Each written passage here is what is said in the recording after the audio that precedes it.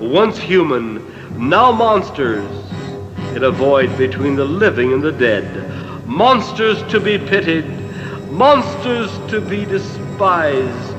A night with the ghouls. Video Psychosis. Hello, and welcome to Video Psychosis.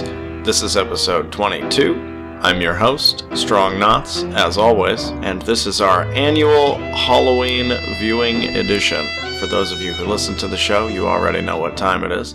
For those of you who don't, I'm going to talk about all of my viewing, short films, features, whatnot, throughout October. But a couple of quick words first. It has been a little over a year since the last show, so for those of you who are wondering what's going on with the show, yes, it is still being made, as you're hearing now clearly, but just been swamped with a lot of projects. Still doing monthly film screenings at Cryptotropa in Olympia. And what we're going to do this year with the show is switch up the format a little bit. If you've listened to past episodes, then you know that generally we go in order of chronological year of release, the oldest to the newest, finish off the show with probably some more recent stuff. What we're going to do this year is actually go by the list of the order that I watched this stuff. So it's going to jump all over the place, from the 1930s to the 2000s, so hold on for dear life. Just a sort of way to switch it up, keep it kind of fun, a little unpredictable. We like to play around and mess with the format often, so there's going to be a lot of things mixed in together, and with us today we have 4 special guests. And make sure after you listen to the end of the episode that you stick around, because there will be a special treat. More on that later. So first, let's get into the show. The first film we're going to be discussing here, I watched on the Criterion channel, and that's Murders in the Rue Morgue from 1932, directed by Robert Florey, who made The Life and Death of 9413, a Hollywood extra, The Cocoa Nuts, that Marx Brothers movie. Now, Florey was actually originally supposed to make Frankenstein for Universal Studios, but they ended up replacing him with James Whale, and he got this picture instead. The legendary actor-director John Huston is credited for additional dialogue on it, and it was photographed by the great Carl Freund, who we discussed in episode 11. There's a particularly nice shot in this movie where the camera is fixed to a swing, sort of like a Snorri cam, so it stays in motion with this character named Camille as she flies back and forth through the air. And this kind of shot is pretty common in films now. You've seen it in Requiem for a Dream, Killer Joe, Killing Him Softly, etc., all kinds of films. But it's pretty cool to see a shot like that in a movie from the 1930s, to get a sort of idea of how the visual language of film is still being employed heavily today, even from almost 100 years ago. Now, of course, this is based on the Edgar Allan Poe story. You've got Bela Lugosi playing the mad Dr. Miracle, who runs an ape exhibit at this sideshow during the day and does blood experiments by night. Now, this character, Dr. Miracle, is not in the original story, but instead it's a sailor who loses his orangutan from Borneo. Lugosi is great for the role, not necessarily because of his acting ability, I would say, but more for his vaudevillian, deliberate, ominous enunciation of dialogue. His Hungarian accent is perfect, and especially plot-wise, since later witnesses in the film will argue over the dialect and language spoken by this mystery man. There's a lack of music in the film that creates a sort of comfortable silence throughout. Kind of refreshing compared to today's wall-to-wall scores and bracing sound design. It also makes the screams in the dramatic moments way more intense with that lack of music behind it, piercing the silence of the picture. One of my beefs with this movie, the main character isn't really very fleshed out, just sort of a seemingly well-off dude, perhaps, I guess, a student or whatever who rooms with his friend, and he's like I guess you could call him a DIY problem solver, since the term detective didn't even exist, for at least a couple years after this story was published in 1841. And I would say check this film out. It's a brisk watch, it's got some sordid pre-code moments, and there's a fun ape chase across a rooftop. Next up, we're going to shoot about 70 years into the future and talk about a Brazilian short film called Love from Mother Only,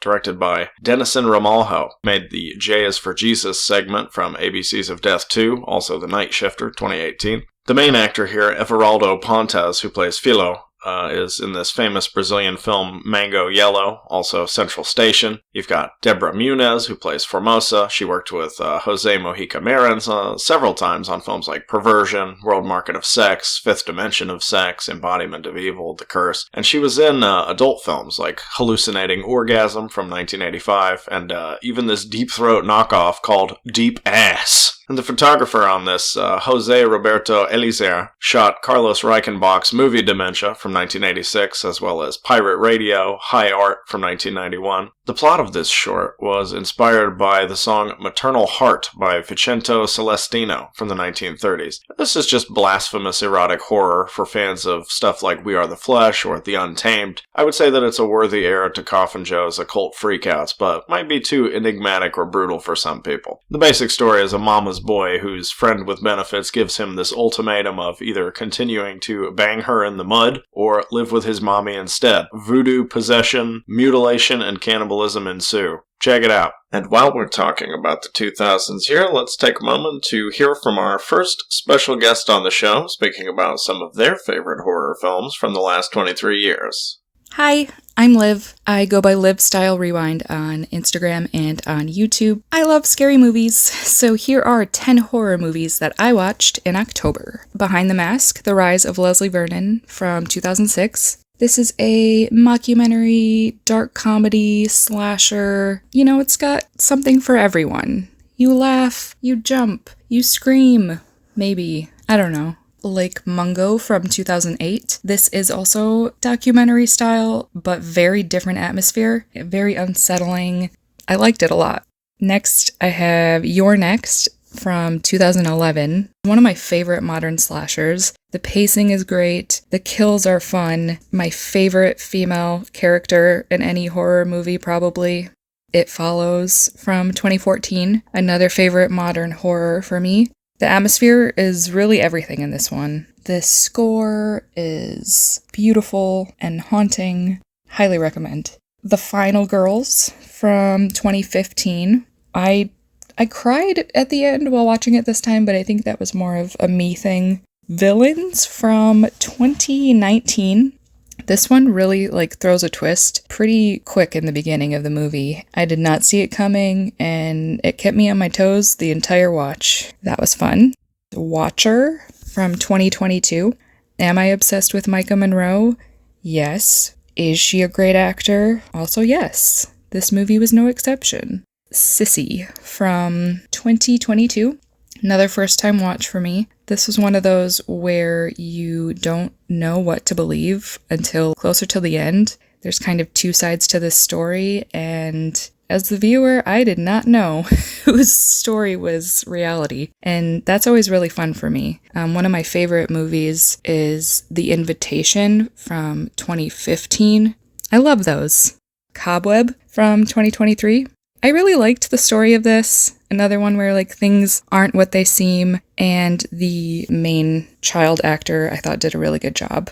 There's Something Wrong with the Children, also from this year. If the child actors do a good job, they freak me out, so this was no exception. And those are my movies. Thanks. Moving forward here, we've got one of the best viewings of October, and probably one of the best films I've seen this year. That's The Scapular from Mexico, 1968, directed by Servando Gonzalez, who made Yanko, Black Wind, The Fool Killer. It was co-written with Rafael Garcia Trevesi, who was one of two writers on a film from last year's Halloween show, Santo and Blue Demon Against the Monsters. There's some spectacular photography in this film by Gabriel Figueroa, who shot many of Buñuel's pictures, as well as Maria Candelaria, The Pearl, Victims of Sin, Macario, The Important Man, and on and on and on. A lot of great stuff in his filmography. And talked about the sort of snorri cam-like shot, Murders in the Rue Morgue. There's kind of a similar shot here in The Scapular that's also quite striking. And I brought this film up before on the show in episode 19, talking about the actress Ophelia Guimain. You've also got Carlos Cardan from Dr. Satan vs. Black Magic, Federico Falcone from Hot Snake, Jorge Rusek, who was in several Peckinpah films, Soldier Blue, Jose Carlos Ruiz, Buck and the Preacher, Manuel Donde, Garden of Evil, Alucarda, Jose Chavez, who was in a lot of westerns, as well as The Beast of Hollow Mountain. And when we talk about anthology horror films, this one doesn't get brought up much, but it is definitely among the best in that subgenre. It's a really well-made omnibus that serves more as a morality play about the Mexican Revolution than a straightforward horror picture. It doesn't really take that direction until the end. And it does have kind of a similar gimmick to Winchester 73 or the Red Violin, where we follow an object from person to person and see how it affects their life. The bookends of this film have a priest serving an older woman her last rites, who gets followed by 2 assassins that plan to take his life. And the woman that the priest is visiting, the stories are basically about her 3 sons. One of her sons joins the army but sympathizes with the quote-unquote enemy and gets sent to the firing squad after blowing up a train, but he refuses to die after being shot. The commander is saying, well, we'll just have to kill him again. I guess it's sort of like that Nagisa Oshima situation, death by hanging. Should we kill this man again? Is it right? We've already killed him once. The second story is about another lover who falls for the niece of this cruel man of influence, and the jealous uncle does what he can to keep these 2 lovers apart. But this scapular, the object that travels from story to story, assigns him a much-needed ironic fate. There's a really beautiful, unexpected animated sequence in this section of the story that's maybe the strongest moment of this film. And this is just a fantastic film all around, so I highly recommend checking that out. Next up is a short film from Elmira, New York, released in 1998. That's The Glasshead by Matthew S. Smith.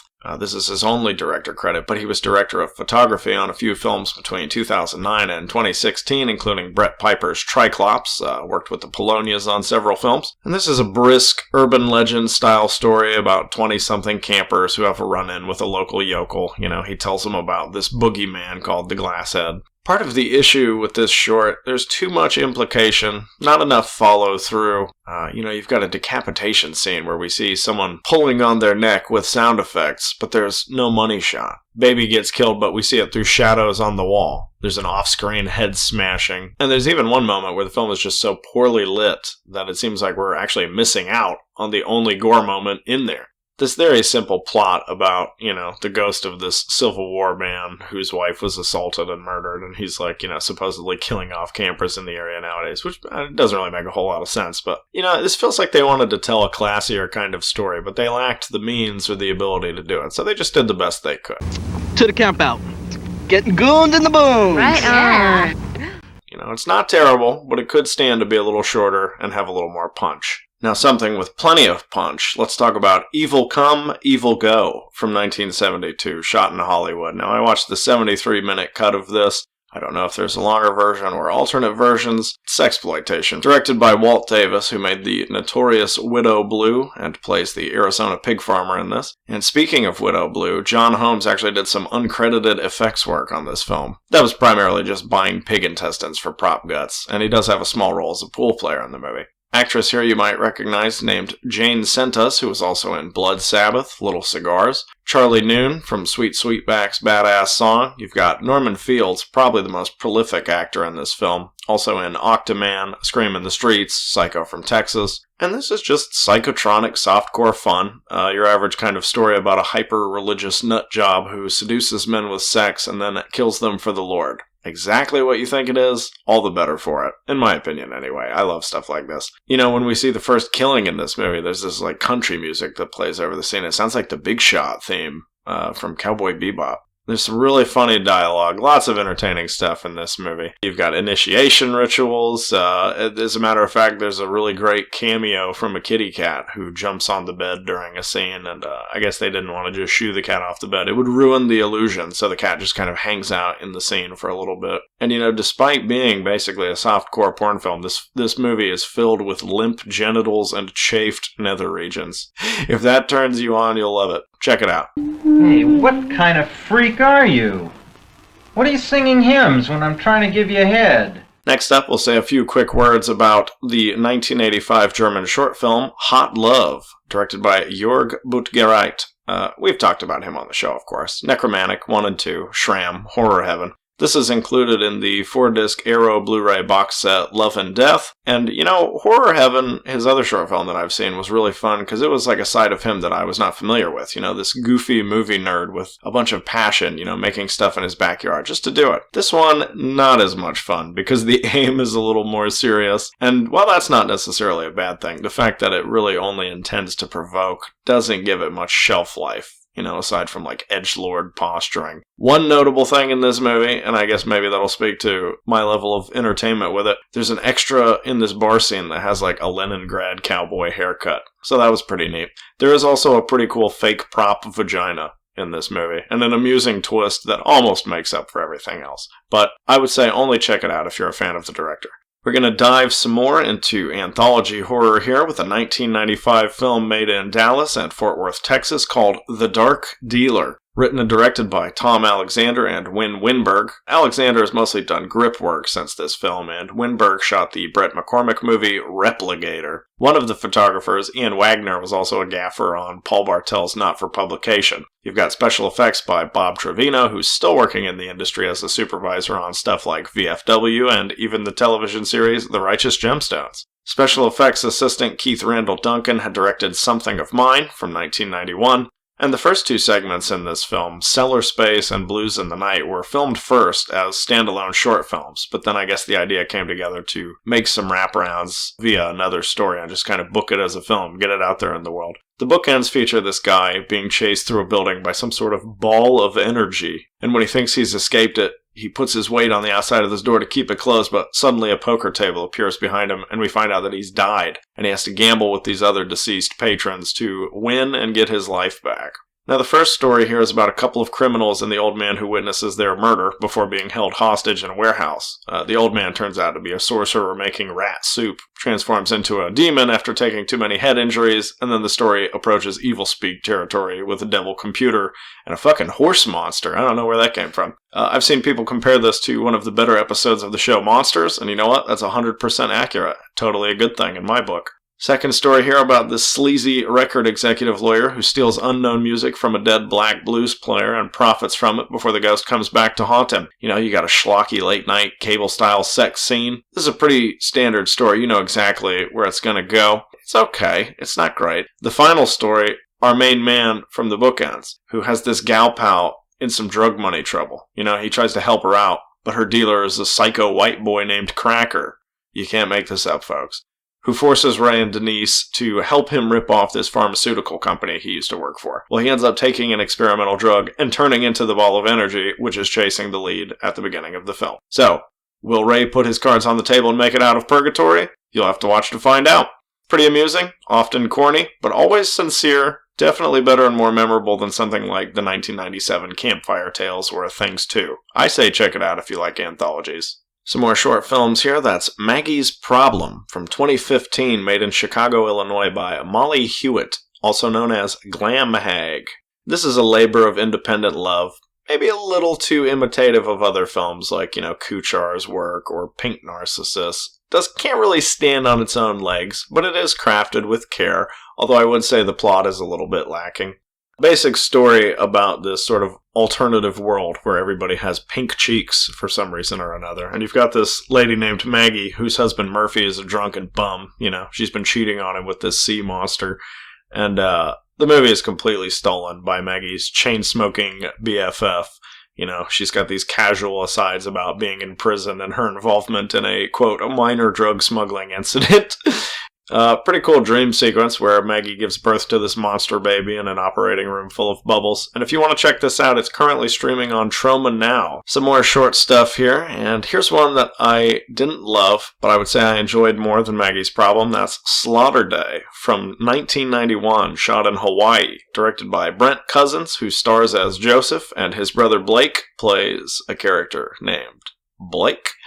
This is basically just SVHS home movie madness, completely lacking in story. What little there is stolen wholesale from Evil Dead and other films, but with an absolute abundance of low-budget gore and some occasionally dangerous stunt work, like a fight in the back of a pickup truck while it's driving maybe about 5 miles per hour down a real road. Still pretty dangerous, even if you're only driving 5 miles per hour. It opens up with this warbly soundtrack and inaudible dialogue. Luckily, that's not consistent throughout. You've got these landscapers on a job who find out their coworker's been possessed by the devil or something, because he read H.R. Giger's Necronomicon, the art compilation, not Simon's or the H.P. Lovecraft's, H.R. Giger's Necronomicon.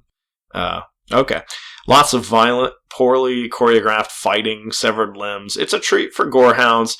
Probably work much better as a 20 to 30 minute short, but there's plenty of stuff to love here. You got a cool flying knife point of view sequence, hilarious shotgun blasts that clearly have a firecracker in the barrel. Clearly edited on a VCR, and the filmmakers did not understand pacing. And if that doesn't make sense, watch it. The last scene is literally fast-forwarded just to make it quicker. Slaughter Day. Some more classic horror here. Let's take it back several decades to Corridors of Blood from 1958. And you know what? Would it be October? Would it be Halloween without Boris Karloff? Directed by Robert Day, who made The Haunted Strangler, First Man into Space. Music composed by Buxton Orr, who did Fiend Without a Face. MGM didn't release this film for 4 years, until 1962 on a double feature with Werewolf in a Girl's Dormitory. Now, of course, you've got the legendary Karloff, another horror icon, Christopher Lee in a minor henchman villain role, Betta St. John from The Naked Dawn and The Snorkel, Finley Curry from a few of Michael Powell's films, Billy Liar, Adrienne Corey, who was in A Clockwork Orange, Vampire Circus, some other recognizable faces. You got a really, really strong first half of this film with a sympathetic Karloff performance, but ultimately it ends up rather uneventful, kind of fizzles out in the final stretch. In 1840 London, Dr. Bolton is a surgeon renowned for his quickness in operating, but he wants to create a serum that will totally make people rid of pain during operations.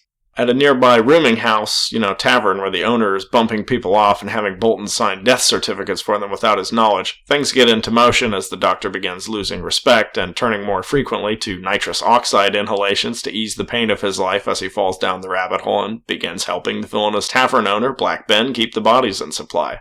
You've got a classic Lisa needs braces scene where the words of Bolton's effeminate adversary, a somewhat Charles Lawton-looking dude, keeps echoing, "Pain and the knife are inseparable." Some pretty fun slang in here. The cops are referred to as peelers, which is a new one for me. Someone's face gets burned up with vitriol. No, not the Rex Reed kind. And the surgeon duties get handed down from Bolton to his son, so now it's up to him to make anesthesia work and bring it to the masses. Not necessarily a bad film. A little obvious. A little uncomplicated, could stand to be a little more daring, I'd say, but worth a look. Next up, a really strange French-Yugoslavian co-production filmed in Zagreb, that's Clash from 1984, directed by Raphael Delpard, who made Night of Death from 1980. Also played a businessman in Godard's Keep Your Right Up. It stars Catherine Ulrich, who was in several Philippe de Broca's films. Also features the notable French actor-director Pierre Clementi, who made psychedelic experimental stuff like New Old and In the Shadow of the Blue Rascal, appeared on screen in films like Partner, Steppenwolf. Bernard Fresson's here in a supporting role, Max and the Junkmen, Women in Chains. You've got Vienna Slava Kopyarol and Richard Berjeska from Short Night of Glass Dolls, and this one is just sumptuously photographed by the great Sasha Virny, frequent collaborator of Peter Greenaway's Alan Rene. This is more of a mysterious thriller than a horror film, and it has that classic unreliable lead character trope. Appropriately opens up with jigsaw puzzle pieces on the screen slowly being removed to reveal the image behind them. You've got this woman helping her lover plan and carry out an ambiguous crime, and she has to hide out in this creepy abandoned building until she gets a call from him. There's a really offbeat atmosphere that recalls Jean-Pierre Mockey's work. Plenty of traditional horror tropes, like I've already mentioned. There's a cat scare in here, of course. Images like, the girl with the bleeding eyes. One really excellent stylized moment that feels straight out of Blood and Black Lace, with the wind blowing through open windows and swiveling mannequins around and around. There's some cool expressionistic touches, like a lock on the door that gets bigger and bigger to visualize the character's mindset. Turns out to be something more of a metaphor movie, about a woman overcoming traumatic childhood memories of abuse. One of the flaws in the film is that, for me, its unpredictability becomes a bit of a burden, since we don't know enough about the woman and she isn't fleshed out enough characteristically for us to really root for her and see her escape this creepy building. Now, that was definitely intentional on the filmmaker's behalf, but it just didn't work for me personally as a viewer, subjectively. But it did work for me, that self-driving forklift. That was pretty sick. Very strong in places, this movie. Once again, I think it would work better as a short film, since the story's paper-thin and relies mostly on visual flamboyance. It ends with a quote by the director of the movie. There's a little Raphael Delpard quote at the end of the movie. A little bit pretentious, maybe. Check it out if it sounds interesting. Another short film here, and the first thing we're going to talk about from the 2020s, that's a new film called The Flute, an Irish-US co-production by director Nick Roney. And this is his first time out, but it's surprisingly polished for a debut. You know, those who hate point-of-view shots in films like Shallow Grave or Intruder, you know, where the camera is inside an object as the character's using the object, they'll probably complain about a specific moment in this film, but, you know, I'd rather see a filmmaker try things and fail than just not even bother or be lazy. This is more comedy than horror, but still intentionally unsettling in tone. Story about a guy getting over a breakup, moves in with some bros, finds out that their communal living is hiding a sinister secret after this picture of his ex-girlfriend disappears from the trash. Not much to say about this. Check it out if you like The Greasy Strangler or Calvin Reeder's short, The Procedure. Now, one film that I probably would have a lot to say about. In the Dark, from 2000, shot in Chicago, Illinois by director Clifton Holmes, who also made the 2014 film Pagan Holidays. Kind of a hard one to track down, and I would definitely be interested in seeing it, since this one is surprisingly accomplished and genuinely spooky for a no-budget Richard Lehman adaptation. We've got a really good performance by Kim Garrett as the lead here, Jane, who begins playing this ominous game with a stranger when she goes on a scavenger hunt and attains money from finding cards, you know, after getting tipped off by a hidden note in a book at the library where she works. And the hunt gets weirder and weirder, the money gets larger and larger until she eventually just falls so deep into this mystery that she dissociates from the reality of her life. The thrill of the game invades her personal life. You know, she starts playing Silent Hill on PS1. Even when she's not playing the scavenger hunt, she's still playing a game. And, you know, we see several scenes of her just zoned out in the game, which I really liked. I can't quite put my finger on why, but I really liked all those scenes of her just playing Silent Hill. And the film is shot almost entirely in black and white, except for this one scene a little over halfway through where she tries to capture this mysterious gamesman by setting up a camera in her apartment. Now, the less said about this, the better. I think it deserves more attention. It's not available on a legitimate physical release. The adventurous can immerse themselves in the experience by acquiring a bootleg DVD-R online without art, which I would say adds to the movie's enigmatic qualities. Or, if you don't want to go that far, you can just watch it on YouTube. And I say you should. It's terrific. Strongly recommended, one of the best viewings of the month. You might remember last year on the show, I talked about a pretty incredible film called Creatures from the Abyss, also known as Plankton, directed by Al Passeri. And now this year on the show, we're going to talk about two more of his movies, starting with The Mummy Theme Park from 2000. Now, on the last episode, I did mention Al Passeri's history working on other people's films before directing his own, and if you're fascinated by him as an undersung cult film figure of sorts, you should definitely check out his website, where you can see his sculptures, paintings, and other craftsmanship. On his YouTube page, there are videos of his engineer work with animatronics and amusing meme-type videos. Clearly a guy with an active, imaginative mind and a restless, enthusiastic spirit. And I actually communicated with him through email, trying to ask him questions about these films of his that I've seen. He had kind of a sad story to tell me about how the world of film has just changed since he was involved in it. And it's just not possible for him to do this kind of work anymore. And he actually told me that it makes him... He said that it kind of hurts him to talk about this film work, just because of how much things have changed in the industry. And I don't know, you know, not the kind of filmmaker most people would look at and say, like, this man is a genius. But I've got to tell you, I can't think of many other filmmakers like him. He's got characteristics that you see in other cult filmmakers, you know, people like maybe Neil Breen or other stuff like that. But I really enjoy how full of lunacy his films are. And it makes me sad to think that he probably won't make another one. Mummy Theme Park, you can watch this on Tubi at the moment. It's kind of the beginning of Passeri's less than smooth transition into CG-heavy work. You know, Plankton and Fantastic Games have a lot of visual and special effects, but this one is where he really starts leaning into the CGI. And speaking of Fantastic Games, I think there's some recycled cave footage from that movie. Maybe it's just leftover B-roll, I don't know. But you've got a story about this professor giving a hieroglyphic warning and a sheik who needs a top-shelf erotic photographer for a mystery project. I get, you know, to tell you the plot of this movie, this is basically just Jurassic Park, I guess, but with mummies. So, you got a room of men watching footage of a snake attack. There's a dancing skeleton in the theme park tour. More shades of Fantastic Games. People praying to dragon statues, a cool miniature train.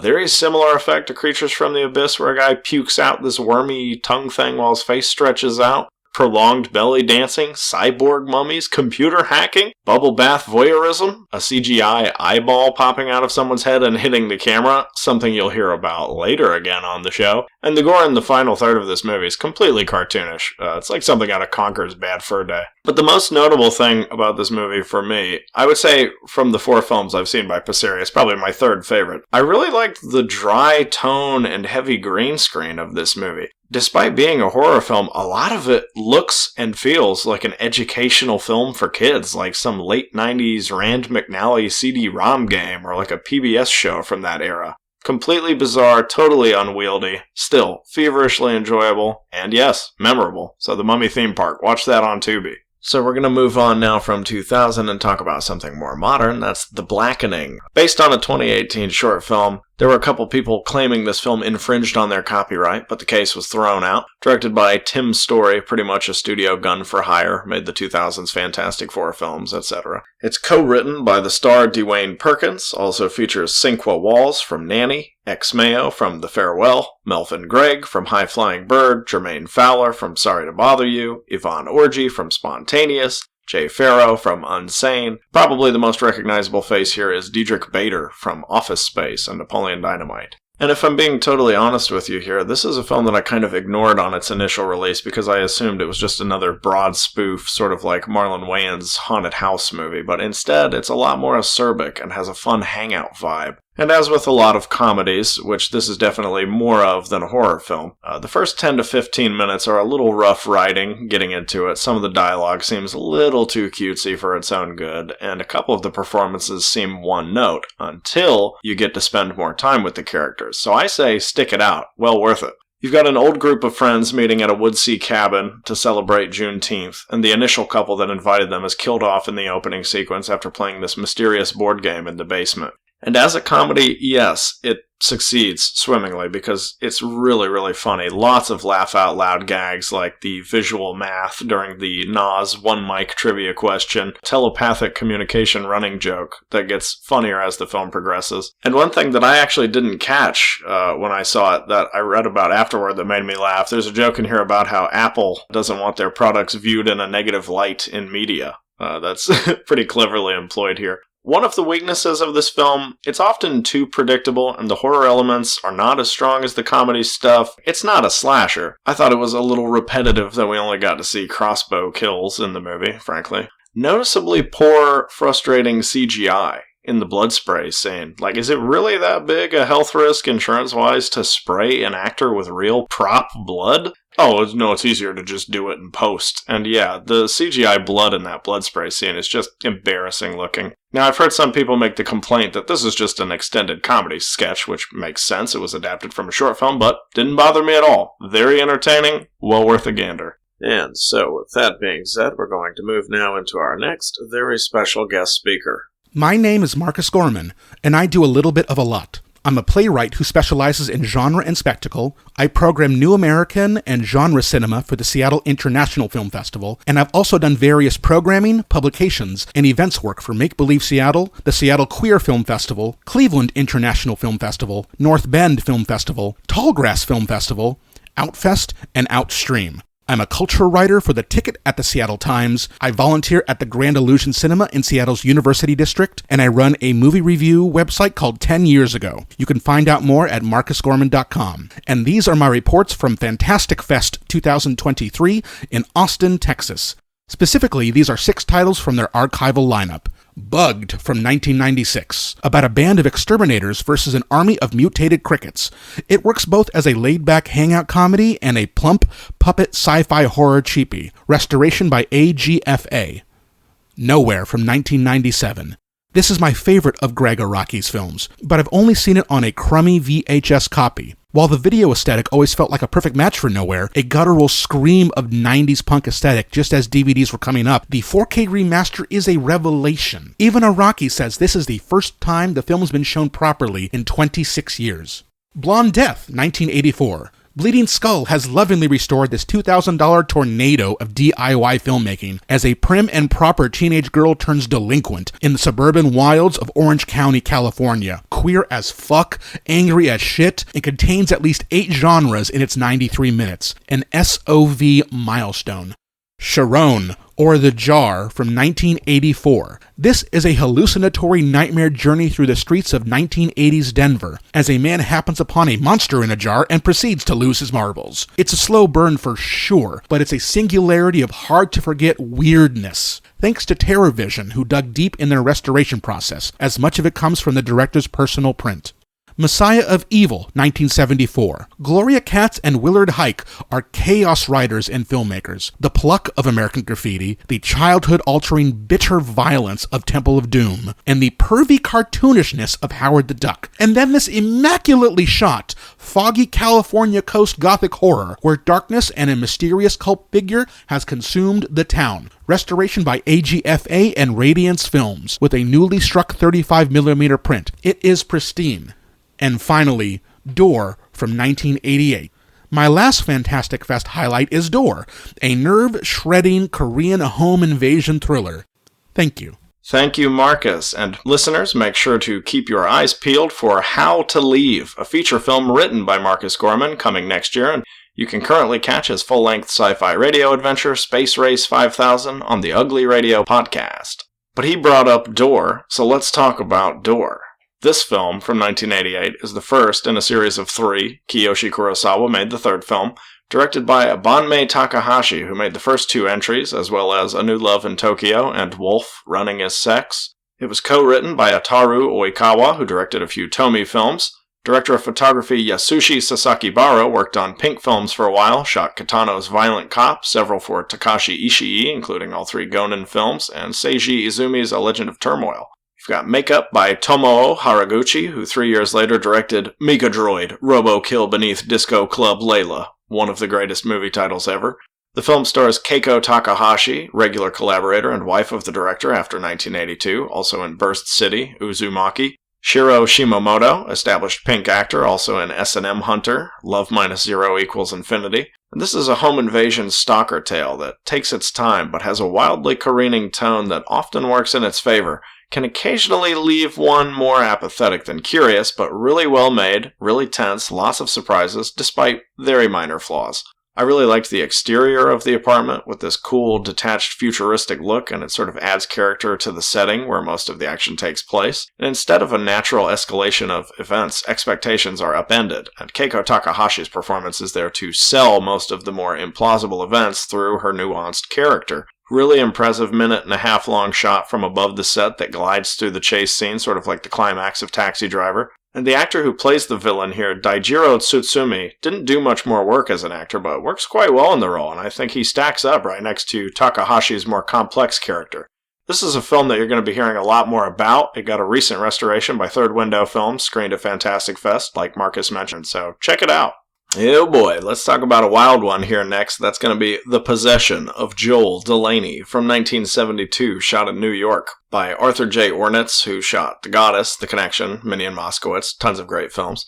Directed by Waris Hussein, who made the excellent 1971 film Melody, as well as Sandy Dennis film A Touch of Love, also known as Thank You All Very Much. This was adapted from a book. The script was co-written by Irene Camp of Paris Blues. Somewhat subversive casting here due to Shirley MacLaine in the lead, since I would say probably the closest she came to making a horror film before this would be Hitchcock, and not even a horror film, more of a seasonal black comedy, The Trouble with Harry. This film marks Perry King's first big role as the titular Joel after small parts in films like Big Truck and Sister Claire and Slaughterhouse-5. He would later appear in Lipstick, Andy Warhol's Bad. You've got the great Michael Hordern in a small role. You've got Miriam Colon, who plays Veronica. She was Tony's mom in Brian De Palma's Scarface, also in One-Eyed Jack's City of Hope. And make sure to keep a lookout for a dialogue-free cameo from Pat Ast as the mental hospital patient. She was also in Heat, Foul Play, Pandemonium, Reformed Schoolgirls. Now this is a possession story, but it doesn't take the kind of approach that something like The Exorcist or any of its knockoffs would, and this also came out before The Exorcist. This is more of a controversial socio-economic story full of perverse incestual implications and really shocking psychological abuse.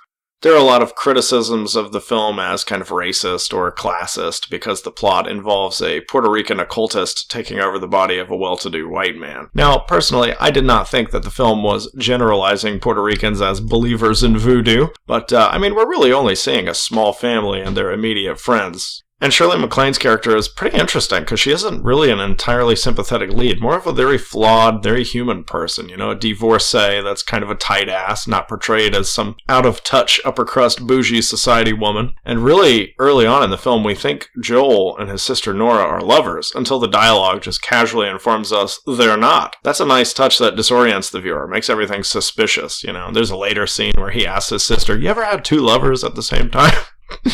We'll talk some more about weird incest later on the show. Always. We have to. It's just kind of our thing. Sorry. But long story short, Joel starts acting crazy. He's possessed by this friend of his who was an occultist. And the sister really sympathizes and says, my brother's not crazy. But eventually, he ends up getting taken back to the nut house. And she's not really vouching for him anymore. Sees the bad side of him. Takes her kids to this beach house. And this is where the movie just becomes notorious.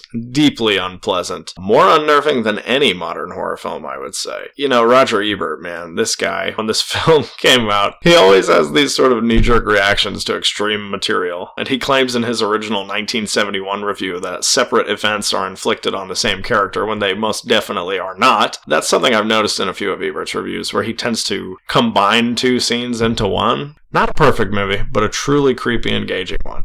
Some might find that it goes too far, but that's right in line with 1970s New Hollywood's take no prisoners ferocity. I say check it out. We're going to have a funny coincidence here and move into the next film, Blood Nasty, from 1989, shot in California. Yet another film about a foreign invader taking over a white man's body. This was an accidental double feature. I watched one film and then the next day, so this was not intentional, but it was a funny coincidence nonetheless. Really weird history behind this film, where it was supposedly never distributed theatrically in the US or released on home video here, but it did get a Greek VHS release, presumably in 1991, since that's the year release date listed on the 1993 MCA Canadian VHS. It had a Mexican, Japanese, Argentinian, West German, Polish, and Brazilian VHS, but is still unavailable in this country on DVD, Blu-ray, 4K, or anything. Co-directed by Robert Strauss and Richard Gabay. Strauss would later help write Retroactive. Gabay continued to pump out schlock like The Assault of the Party Nerds films, and both directors have acting roles in this. The photographer, Howard Wexler, shot 5 films for Andy Sedaris, tons of full moon movies. You've got the legendary Linnea Quigley stealing the show as a character called Wanda Dance, despite not being the star of the movie. A lot of people in the cast had worked with each other, or would again, on multiple features like Night Visitors, Dr. Alien, Shock 'em Dead, Vice Academy. Troy Donahue here, who plays Barry, probably recognized by most as Merle from The Godfather or Hatchet's dad in Crybaby, but also appeared in The Monolith Monsters. You've also got Karen Russell from Tenement. This one opens up with some criminals digging up the body of this Butcher of Bogota, and this double cross leaves the brawny Roy dead until the Butcher brings him back. Now, the family's collected a large sum of money from Roy's death because he was supposed to be on a flight that crashed, like a cover for his crime. But when Roy comes home, the mom can't stop complaining and cursing excessively about losing the cash. There's a pretty funny sight gag where Roy was impaled with a pole, and when he comes back to life, it sort of prevents him from comfortably using a payphone, so he has it welded off.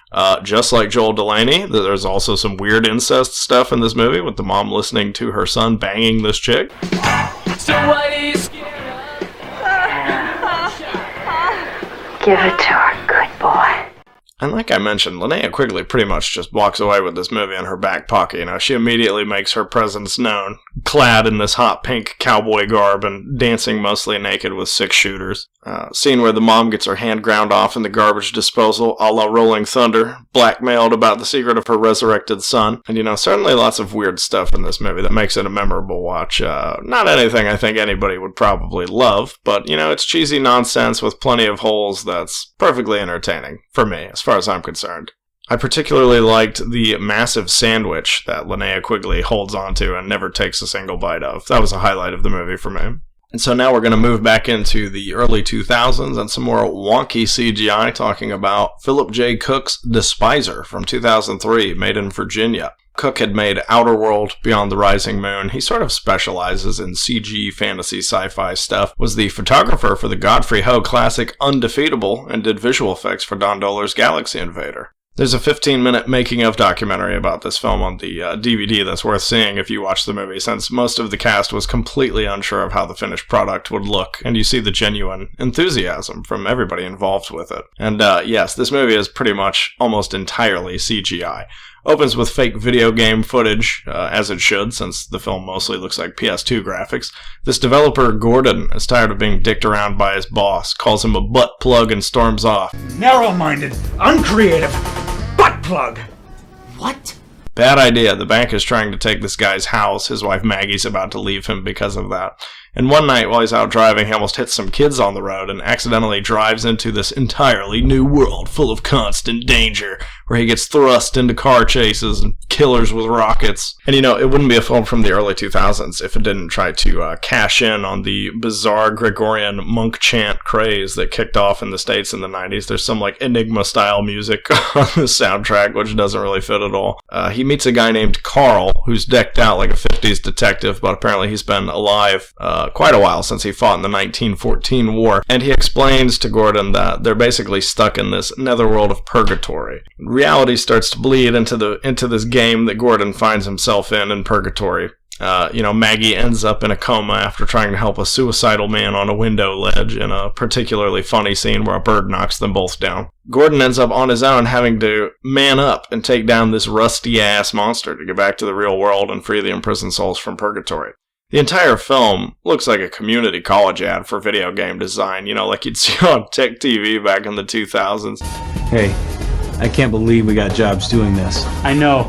And my mom said I would never get anywhere with these games. A friend of mine referred to it as looking like an R-rated Bible man, although the R rating is just barely over the threshold content-wise. I don't know. People seem to love this one. I enjoyed parts of it, but it's way too goddamn long. There is no reason for this movie to be over 100 minutes. Probably barely 60 minutes worth of story in here. And there's too much fucking dialogue, but I will give them credit for committing to the world building and taking it seriously. Judge for yourself. It's currently on YouTube and Tubi. Uh-oh, shake 'em, baby, shake 'em. Now we're going to talk about Orgy of the Dead from 1965, a good old-fashioned nudie cutie based on an Ed Wood book.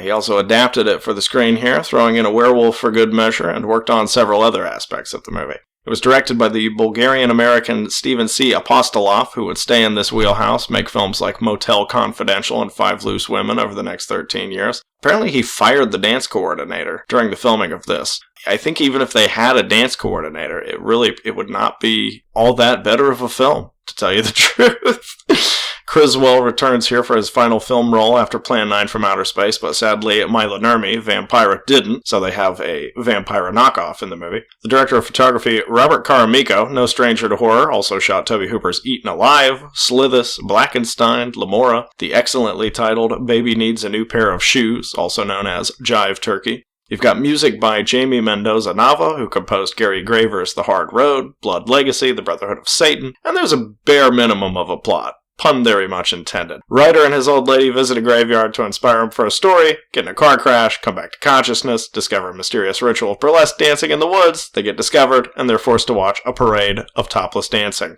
What is there to say? I wanted to see graveyard stripping, and that's exactly what I got. This one is strictly for the weirdos. You know who you are. Now, we've talked about Nathan Schiff on the show before, and we're going to talk about him again here with a short film called Abracadaver from 2008. This is Schiff's last directorial effort after Vermilion Eyes, a film radically different in tone from the rest of his work that has more in common with extreme horror, and you can find this as a special feature on the Erotic Films of Peter de Rome DVD set from BFI. The copy I saw is a little over 10 minutes. IMDb lists the runtime as 20 minutes, so I'm not sure if there's a longer version or if it's just dumbass IMDb being dumbass IMDb. Now, Peter de Rome had appeared in the 1970s porn shocker Drive by Jack DeVoe, directed lots of his own work. Girlfriend character here is played by Erica Lee Boseski of Beelzebub's Dick NATO. And here you have a very slight story about a homophobic middle-aged man getting a gig as a gay magician's assistant after this weird interview in the woods. What's even weirder than anything in this movie is the fact that the lead character was clearly written for a younger actor based on the dialogue, but they put this middle-aged dude in it. This guy gets hypnotized after revealing his hateful self to his boss, and he gets his limbs removed on stage in the tradition of blood-sucking freaks and the Wizard of Gore. Keep your eye out, see if you can spot director Nathan Schiff as an audience member in the show. You might also notice David McGillivray, who began as a bit player and magazine contributor, who ended up writing the scripts for 4 of Pete Walker's films. Not remarkable. Not a must-see, but a curiosity. I had to wonder, was this, made with the intention of getting funding for a feature, or was it just a little one-off? Apparently it was made for some British producer, so I would like to know more about the story behind that. So we're going to take it from 2008, and we're going to talk about another shorter film, but we're going to go way back to 1932 here and talk about one that I really enjoyed called 13 Women, also streaming on the Criterion Channel. Directed by George Archainbaud. It was made while he was under contract to RKO between 1930 and 1934.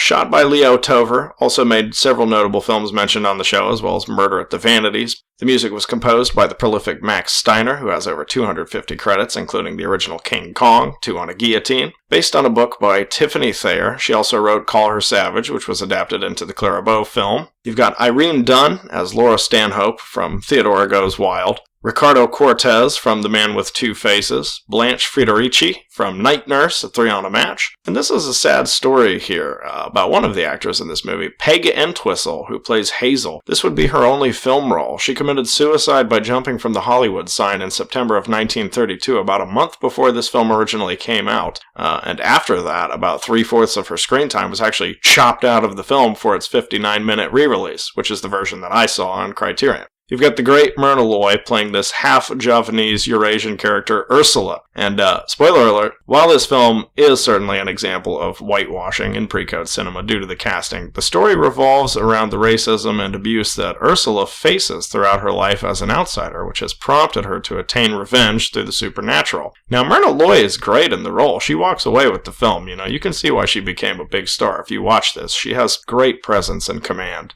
And this is considered something of an older template for the slasher. Could also be called a slashed film, since they cut it down from 73 minutes for its re-release. And 2 of the characters here, played by Phyllis Fraser and Betty Furness, were dropped from the film entirely. So if you're wondering why this movie called 13 Women only has 11 women in it, well, now you know. I really sympathized with Ursula, because of her despicable treatment by society. I kind of wanted to see her just get revenge on all these shitty people. You've got dynamite hidden in a rubber ball and an ending where suicide is the only way out, which frankly is even more depressing knowing about what happened to Peg Entwistle. This is a brisk thriller, worth your time. I would definitely love to see what the original 73-minute version looked like.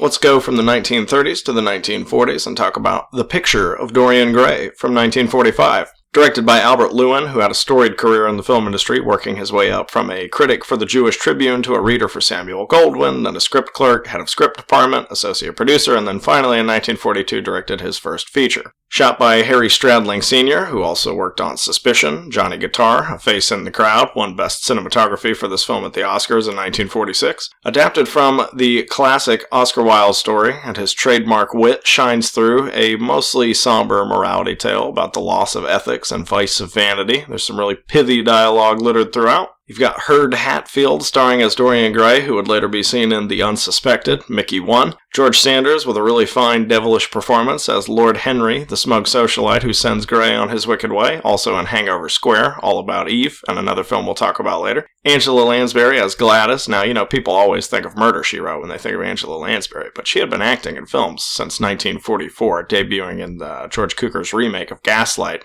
Up until she passed away last year, she was just recently in Glass Onion, the sequel to Knives Out, and she's quite good in this one, too. You've got Miles Mander from Murder My Sweet, Return of the Vampire. I think the story to this should be pretty well known by this point. It's been remade, reinterpreted over the years many, many times, and even before this film, there'd already been 6 different film versions of it. You've got those famous color scenes of the picture as it decays and becomes more grotesque. And the actual original painting by Albright is currently in the Art Institute of Chicago, so that's pretty cool. But this is a technique, sticking color in the black and white film. People might think this is a newer thing from films like, like Pleasantville or something, but this is a technique that had been commonly used as far back as the 1920s, with momentary 2-strip Technicolor in Phantom of the Opera and Ben-Hur. So this is one of the classics from its time. Might be a little too slow and talky, overly expository for a modern crowd, but if you give it your patience, I think you're rewarded with a mature, intelligent story. Check it out. Greetings, guys and ghouls. You're listening to the Video Psychosis podcast. My name is Augustine Dalton, and I'm an independent filmmaker based out of Olympia, Washington. If you follow Mr. Strong Knotz on social media, there's a very small chance you may have heard about 1 or 2 of the shorts I've self-produced on no budget in the Hollywood film scene. I did the political black comedy giallo Phantom of the Evergreens, and the Information Age Horror VP, the director's cut of which recently aired at the Far Out Film Fest in Olympia, Washington, hosted by our friends at Video Psychosis. Today, I'm here to tell you about something a little different. We're doing our first web series, a limited anthology entitled Tuesday Tapes. It's a synthesis of found footage, a style that the kids like to refer to as analog horror, and I hope one or two techniques that haven't, strictly speaking, been tried yet at all. While for now my intention is to keep narrative details relatively hush-hush, the shorts that make up this period piece anthology all take place between roughly 1996 and 2001. The stories all deal with surveillance, torture, history, paranoia, and the manufactured nature of mainstream conspiracy theory. Because of where we are in the cycle of cultural nostalgia, there's currently a revived interest in Y2K era aesthetics, culture, etc. And as a dyed-in-the-wool 2000s kid who worshipped Resident Evil 4 and witnessed the rise and fall of MySpace in real time, I can't say it's all unappealing to me. There is always a certain sanitization at play in this resurgent nostalgia, and Tuesday Tapes in some ways is a response to that. It's all about the things that nobody remembers from the never forget era. The YouTube channel is Gloomy Texan Media. That's where all this stuff is going to be. If you dig what you find there, please subscribe. We're a very tiny channel and all the exposure is appreciated. While I'm here, part of the tradition, as I understand it, is to talk about a couple underrated horror pictures. I got two that are on my mind right now. Here's my picks. Augustine's Locks of the Week. One is a lesser-seen psycho-horror freakout by one of the greatest filmmakers who ever lived. Another is a nearly universally despised horror sequel by a documentarian who never made a narrative feature before, and it shows. One is Hour of the Wolf, directed by Ingmar Bergman.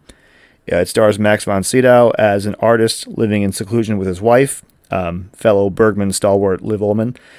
Bedeviled by insomnia and otherworldly specters, turns the serene, if melancholy pastorals of the lovely Swedish islands that very commonly fill Bergman's frames into a nightmare world where nothing and no one are what they seem. Hour of the Wolf came out only 2 years after Bergman's much more widely seen Persona, and if I can be honest, I like it more than Persona, and make no bones about it, I like Persona just fine. One could well make the argument, by the way, that Hour of the Wolf is one of the early progenitors of the folk horror subgenre as we currently understand it.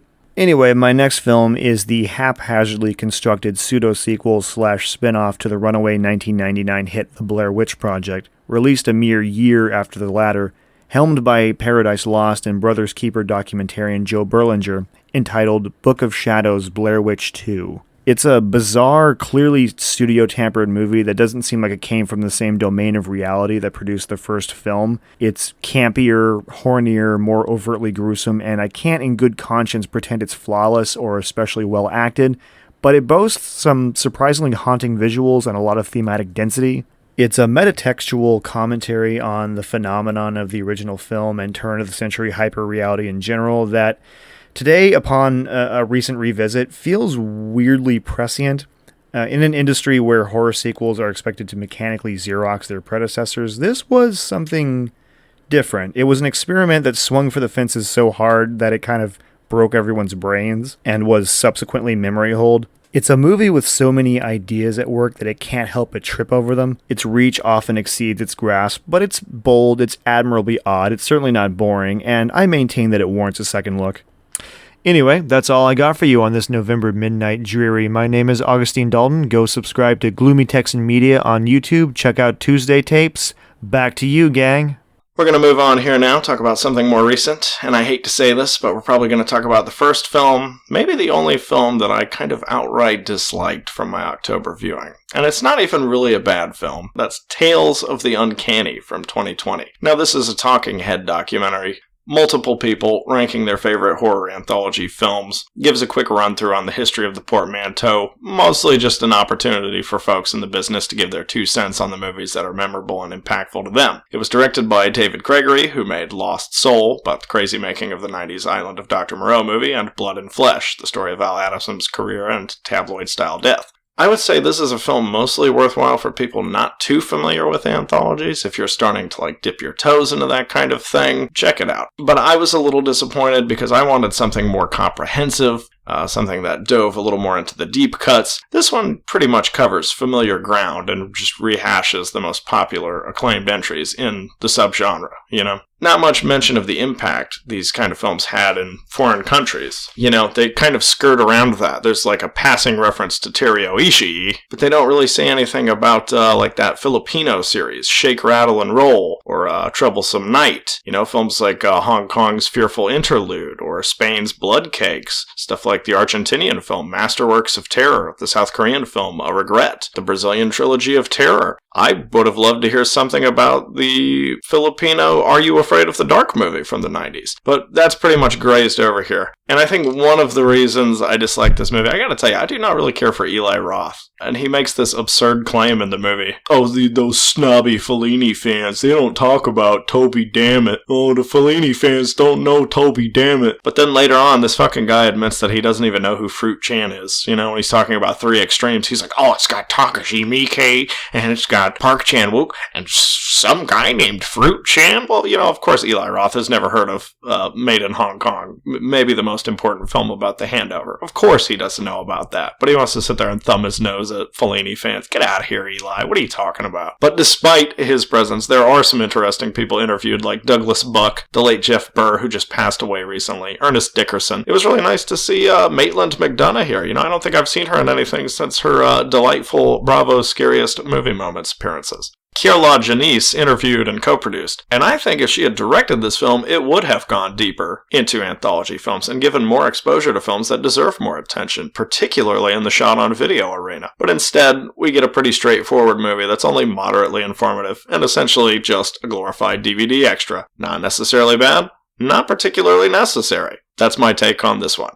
But I will tell you, something that I did enjoy very much was a 1969 short film called Trick or Treat, an educational short made for kids intended to be shown in the classroom and have a discussion with the teacher after the ending, directed by Gary Goldsmith, who helped found Dimension Films, no, not that one, in 1962, and they specialized in these kind of films. This one's a lot of fun, great vintage Halloween atmosphere. It opens up with this kid humming along to a jazzy rendition of Pop Goes the Weasel while he's trying out his costume for the night's activities, and his dad tells him, don't get too crazy out there. You kids be safe and don't cause any mischief. So his buddy meets him at home and they head out for the night. And these kids are extremely entertaining. They're complaining about jelly beans. They want real candy for Halloween. They get some cookies from these old people. They try to spook a couple of these other kids they think are following them around, trying to jack their candy route. But eventually they end up teaming up with these other kids to get revenge on a mean older guy in a trailer who hates Halloween and threatens to punch the kids in the mouth. So the kids tie the rope from this guy's trailer hitch to a guy's car, and when it pulls away, it just rips his trailer tumbling down off the blocks. The next day, the kid finds out from his mom that this mean old guy got scolded by some hot tea when his trailer collapsed, and he burned his arms up. I guess he gets the guilties a little bit, and his friend insists, oh no, we won't get caught. Those other kids involved, well, they wouldn't even recognize us. We had masks on. And so, there is no resolution to this story. The whole point of this little short film is that you stop it and you talk to the kids and you say, was it right that he didn't tell his mom the truth? It's an educational film. You're supposed to talk to the class about it to get a sense of these kids' morality, their point of view, use it as an excuse to teach them about doing the right thing. But I had a great time with this. I think it would actually pair up really well with Don Coscarelli's Kenny and Company, which is my favorite movie of his. So definitely check that out. Now, some of you may recall last year on the show we talked about Evil Cat, and this year we're going to talk about another Dennis Yu film from Hong Kong. That's 1981's The Imp.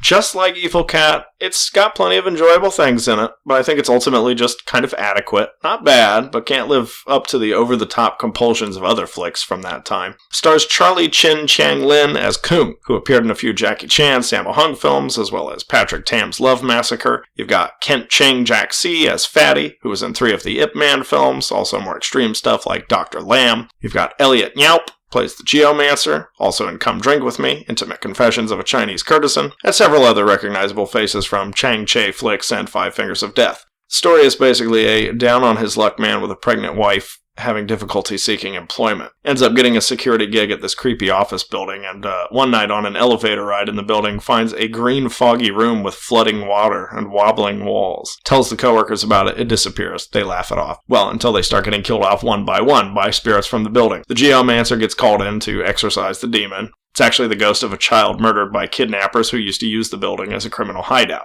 There's a pretty odd bit where the geomancer describes going after the, quote, perineum of the spirit. I did not know that ghosts had taints. I thought that was only for the physical realm. But, you learn something new every day. And it wouldn't be a Hong Kong movie without goofy-ass humor, like the coworker who appears to zip up his privates, a la Something About Mary. So most of the tension in this movie rides on whether the lead will get killed and leave behind his wife and newborn, or whether she'll get possessed. The shock ending of the movie has pretty grim implications, and it's much heavier than the rest of the movie's tone. So I say, if you enjoy Hong Kong horror, check it out, but it's not essential. Next up, we'll say a few words about KFC from 2016. This is a Vietnamese film by Le Bin Giang, his first film. Got a Blu-ray release from Deck Analog that features a couple interviews with the filmmaker. And some interesting history. Vietnamese horror films are actually somewhat nascent, The info that I've been able to find online indicates that Muoi, The Legend of a Portrait from 2007 is pretty much the first film in this genre, the first horror film made there after the fall of Saigon. But even before it, there's stuff like The Building from 1999, Spirits 2004, and the first episode of Mysterious World called Love Never Dies from 2006. This is one that it would probably be good to watch the Blu-ray of, check out the Blu-ray, because the essay that comes with the Blu-ray provides cultural context to help understand the brutality and worldview of this movie. It opens with a self-aware disclaimer that almost serves as a classic kind of William Castle exploitation tactic to hype up the content before you even see it. Definitely for the extreme cinema addicts, I didn't really find it all that crazy, but,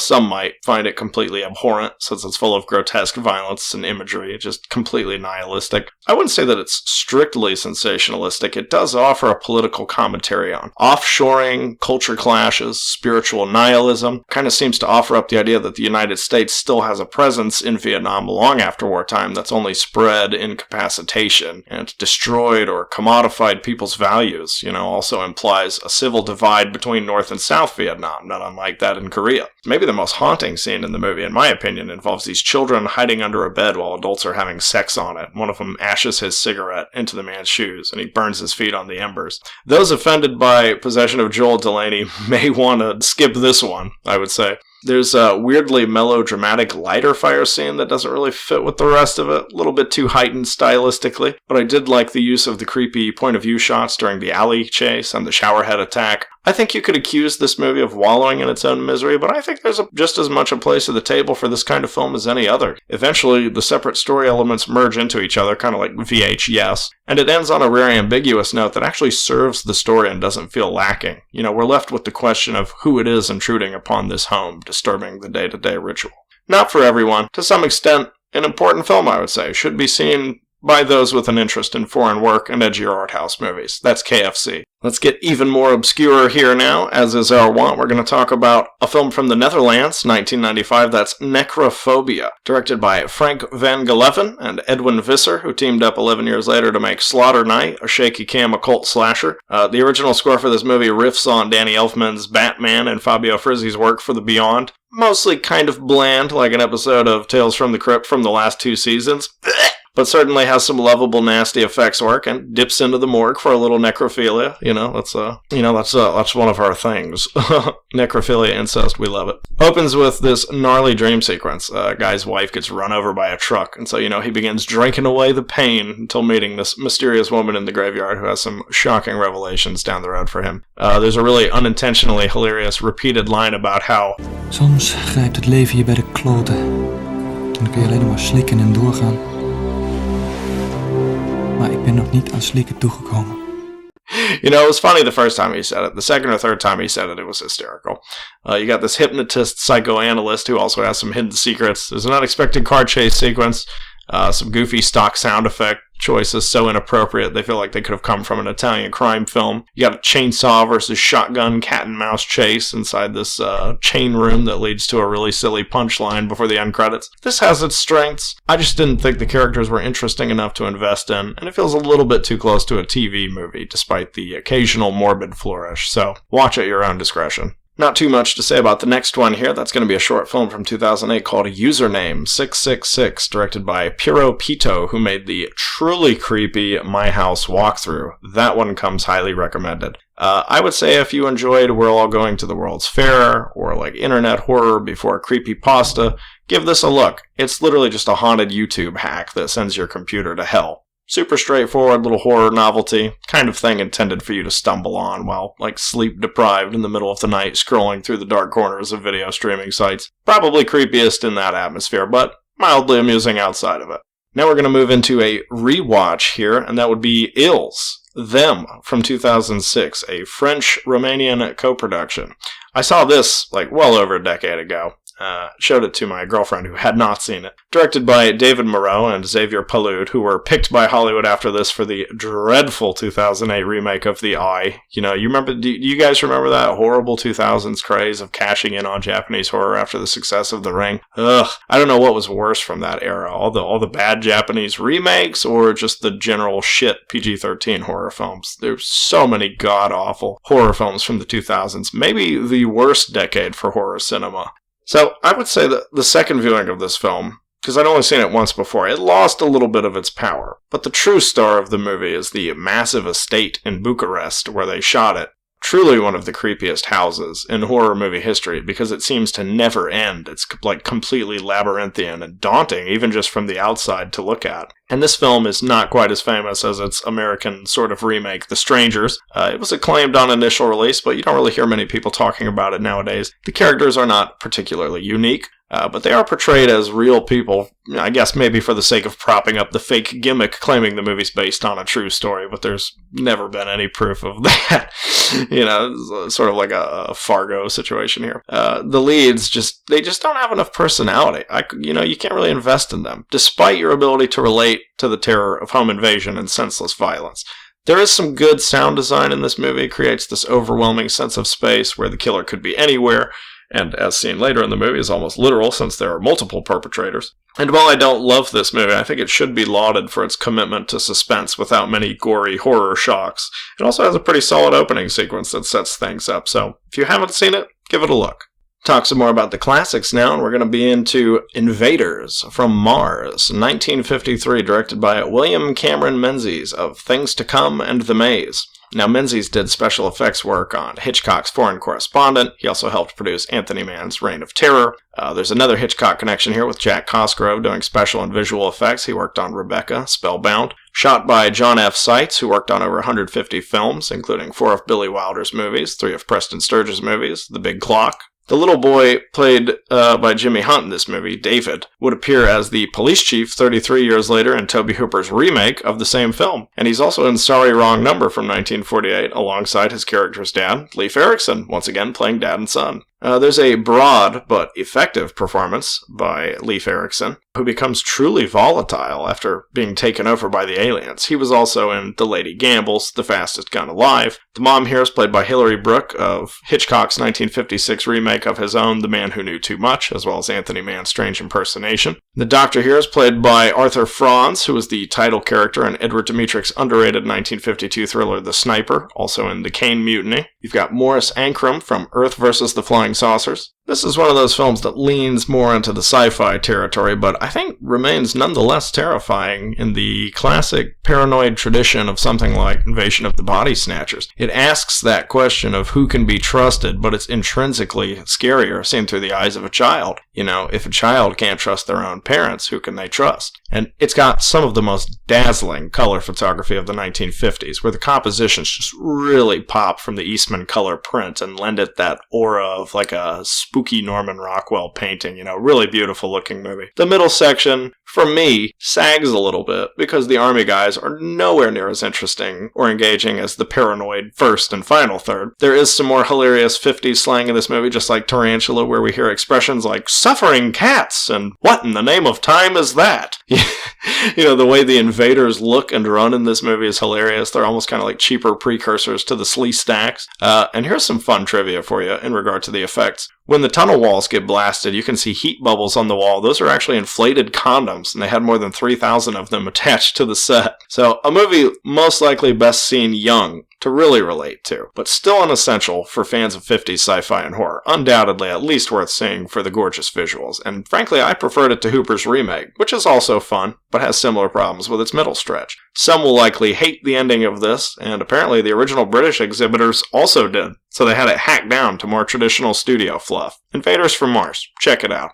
Now here's a good one that you might not be familiar with. Released on VHS by our friends Black Video. That's A Little More Flesh from 2020, directed by Sam Ashurst, who had previously made Frankenstein's Creature. He narrates the film as the lead antagonist Stanley Durall, this misogynistic, abusive filmmaker recording the audio commentary for his controversial 1970s film God's Lonely Woman. Now as the film progresses, we get an idea of just how evil this guy is, and the violations that occurred on the set of his film, which led to suicide, the end of careers, disgrace, rejection. Eventually the lines become crossed, and the film takes a fun turn that's not worth spoiling, I'd say. It has a sequel that goes even further down the meta hole and places the real Ashurst into the mix as a hyperbolic, monstrous version of himself trying to make a sequel to A Little More Flesh and becoming the same kind of awful person as Stanley. Actor James Swanton plays the physical version of Durall on screen. He also starred in Frankenstein's Creature, as well as Dashcam, Broadcast Signal Intrusion. Some may find this hard to watch, since you have to listen to leering sexism from the lead for most of the duration, and the macabre humor might strike a few as off-putting, but there are nice dialogue touches about the character that some might miss.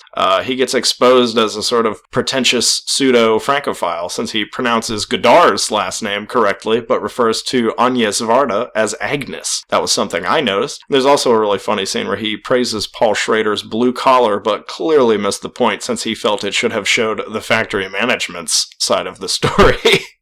Because that's what blue collar needs, clearly. And the film asks thorny questions about the audience's complicity in viewing exploitation films. Is the abuse and real pain worth the art? Are you as guilty as the attacker by participating in celebrating or even just viewing the film? Can one be politically aloof and truly, quote-unquote, separate the art from the artist? These are the kind of questions the film asks, so I think it's absolutely worth seeing. Really good movie, currently streaming on Troma Now. Check that out for sure. Underrated movie.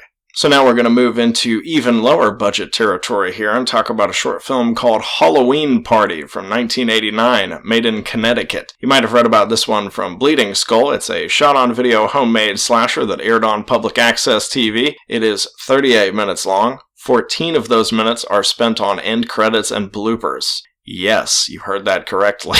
A hand emerges from a grave over some stolen John Carpenter music. Girl moves into a house where a farmer killed people. Lots of high school hallways, girls gossiping while watching TV. It's almost impossible to see because of the ancient VHS rip. The sound was clearly recorded straight from the camera, so it's also not easy to hear. You got some Night of the Living Dead library music, which is actually taken from a 1950s film, if I'm not mistaken. There's a particularly funny moment with this TV report that has a paper sign in the corner that just says crime in all caps. I guess it's supposed to be an on-screen graphic. That was pretty cute. These girls argue about what to watch on TV and end up watching Halloween instead of Back to the Future. Some girls get killed, and the guy tap dances away as Alice Cooper plays on the soundtrack. So just when you think it's over, the credits cut to black, and a guy with eyeballs popping out of his skull appears with the farmer mask from the movie and apologizes for throwing it on the floor.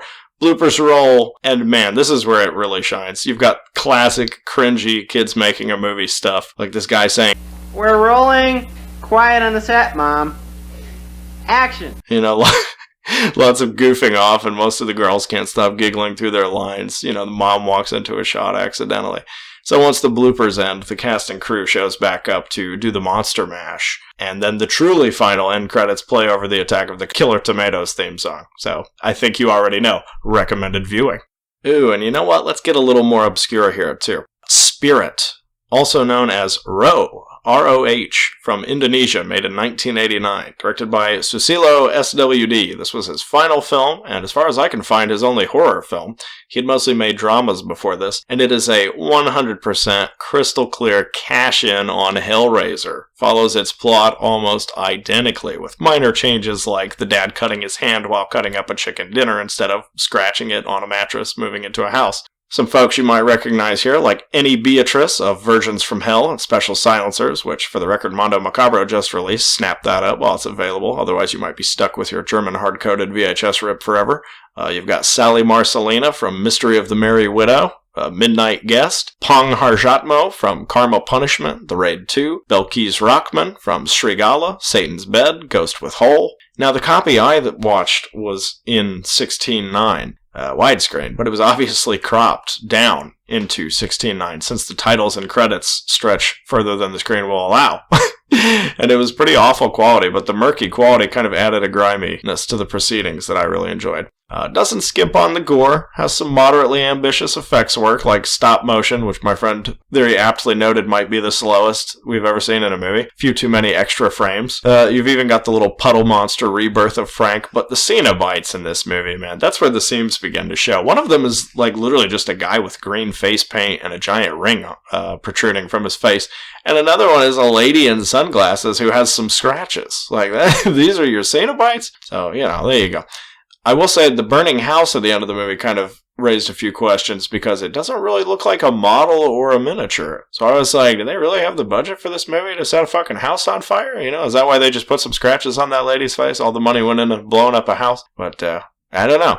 It's a brisk 73 minutes and a pretty fun venture into foreign knockoff territory. But it is lacking in the juvenile humor, the horny shenanigans, or the exaggerated quality of some of the earlier mentioned Indonesian films featuring these same actors. So, strictly for lovers of this kind of thing. Okie doke, so let's talk about a well-known film, comfort food movie territory here, and talk about an old familiar favorite. That's Friday the 13th Part 2 from 1981, directed by Steve Miner, who also made Friday the 13th Part 3, House, Warlock. Now, from what I hear, this was originally intended to be an anthology film. And some of the cast and crew of the first movie balked upon hearing that Jason would be coming back, this time as the killer. Logistically, it's definitely a stretch. The series was not intended to have continuity at first, kind of like what John Carpenter talked about doing with Halloween before a season of The Witch destroyed that possibility with its initial reception by the public, which frankly was wrong. That movie's great. Tom Savini would be one of those people who thought bringing Jason back was silly, and he opted out on doing effects work for this to go do John Russo's much worse Midnight instead, was replaced by Stan Winston, who ended up dropping out due to a scheduling conflict, and Carl Fullerton took the reins. Luckily, he preserved most of his gruesome shots on a VHS just discovered a few years back, and Shout Factory included the full uncut death sequences from the VHS chopped down by the MPAA on their recent Blu-ray of the film in the box set. Now, I love this one. Everyone talks about the kill stolen from Mario Bava's Bay of Blood, and I've definitely mentioned that film's influence on the series, but to me, Mark Jarvis's death is the most shocking and memorable moment. Almost kind of mean-spirited in its depiction, yet still humorously macabre in its conclusion. And this is maybe possibly my favorite Friday the 13th film, maybe right next to the fourth one, because Amy Steele's Ginny is just way more interesting and realistic to me than Adrienne King's Alice, and it has that fantastic summer camp atmosphere you see so often in these kinds of movies, but it doesn't feel fake at all, to me. It makes the vital move of killing off characters from the first film to remind you that this will not be a safe ride to the end, and there is an unrealistic but nonetheless enthralling psychology here where the final girl survives by following her instincts and impersonating Mama Voorhees. Now, this one was slammed by critics when it originally came out, and even some of the cast and crew, but I think it stood the test of time. It's now considered among the series' best, relatively restrained compared to the increasingly goofier shenanigans over the rest of the series. And most of the cast didn't do much else, but Marta Kober, who plays Sandra, would later be seen in School Spirit, Rad, Neon Maniacs, Patty Hearst, and Slumber Party Massacre 3. So Friday the 13th Part 2. I like it! Well, hello, my name is Dennis Daniel. I am a horror movie critic and writer. I write about horror movies. Really intense cinephile. I love all cinema. But I've been asked to come on to this lovely podcast and to discuss some horror movies that you may not know about that you really should see. Something a little bit beyond the mainstream. First, just to give you some information about me and my work, if you're interested in reading anything that I've done, my book is available now. It's called The Horror, A Film Fanatic's Obsession with the Cinema of the Macabre. And it's available at fantico.net, which is the publisher. You can also get it at fbnyc.com. That is the website for Forbidden Planet, the store in New York City. And it's also available on Amazon. You just need to scroll at the top to books, then type in my name, Dennis Daniel, and the book will come up. So there are 3 ways for you to get that. It's also the way for you to get my new magazine, Cinema Macabre, which is basically a continuation of the book with more articles and great stuff about horror movies. So I have been asked to give you 5 films, and we're going to start with a film called Beyond the Darkness by a great Italian director named Joe D'Amato. You know that feeling you get when you haven't taken a shower, for a day or two? Maybe you've been out in the sun and, let's face it, you're ripe, right? Well, that sticky, icky, smelly, yucky feeling is the best way to describe a Joe D'Amato film. You feel like you'd never taken a shower.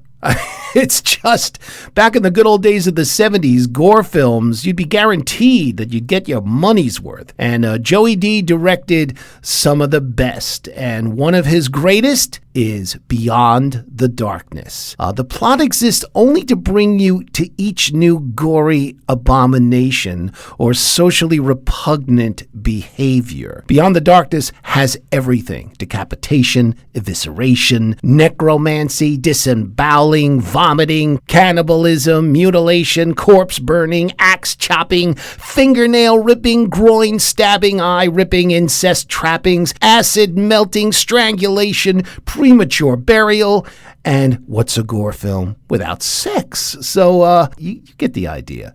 And the gore effects are fantastic. If that doesn't get you interested in seeing what the hell Beyond the Darkness is all about, I don't know what will. So that's film number 1. Film number 2 is I Spit on Your Grave 2, which was done in 2013 and directed by Stephen Monroe. Now, the divide over all the I Spit on Your Grave films is wide and deep. One side denounces the whole concept of the female revenge film. The other, which is my side, loves them all. Now, I'm not going to get into the history of all the films. Suffice to say that Monroe directed the excellent 2010 remake, and here in number 2, he outdoes himself. The plot is so original. The acting, the locations, Brooklyn and Bulgaria, art direction, cinematography, the gore, everything, and the revenge.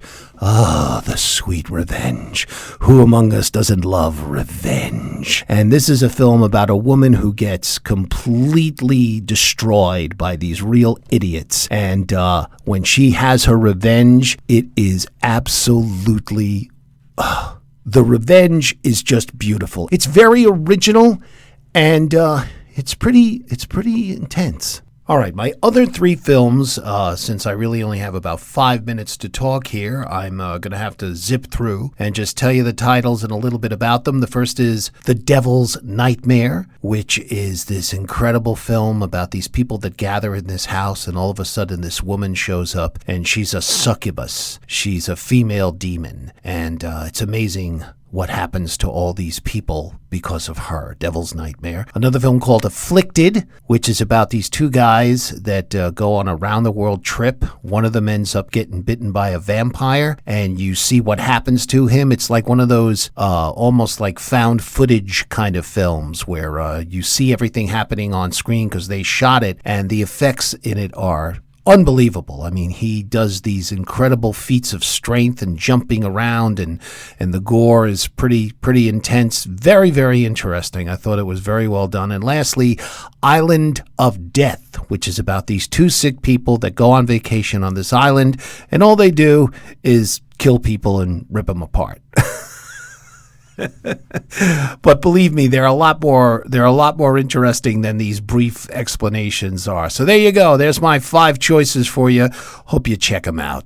Let's step a decade back here now and talk about the Helter Skelter Murders, also known as The Other Side of Madness, from 1971. This was not the first Manson-sploitation cash-in. That would be Mark Aaron's The Commune, which beat everyone out of the gate, and was followed by The Manson Massacre and Sweet Savior before this. Director Frank Howard also shot and edited the film. He has no other credits that I could find. It's got music by Sean Bonnewell, who scored the heist flick The Day of the Wolves, and there's additional dialogue by Duke Howes, who must have been a friend of producer Wade Williams's, since he would later act in Midnight Movie Massacre and the justly forgotten 1992 remake of the noir classic Detour.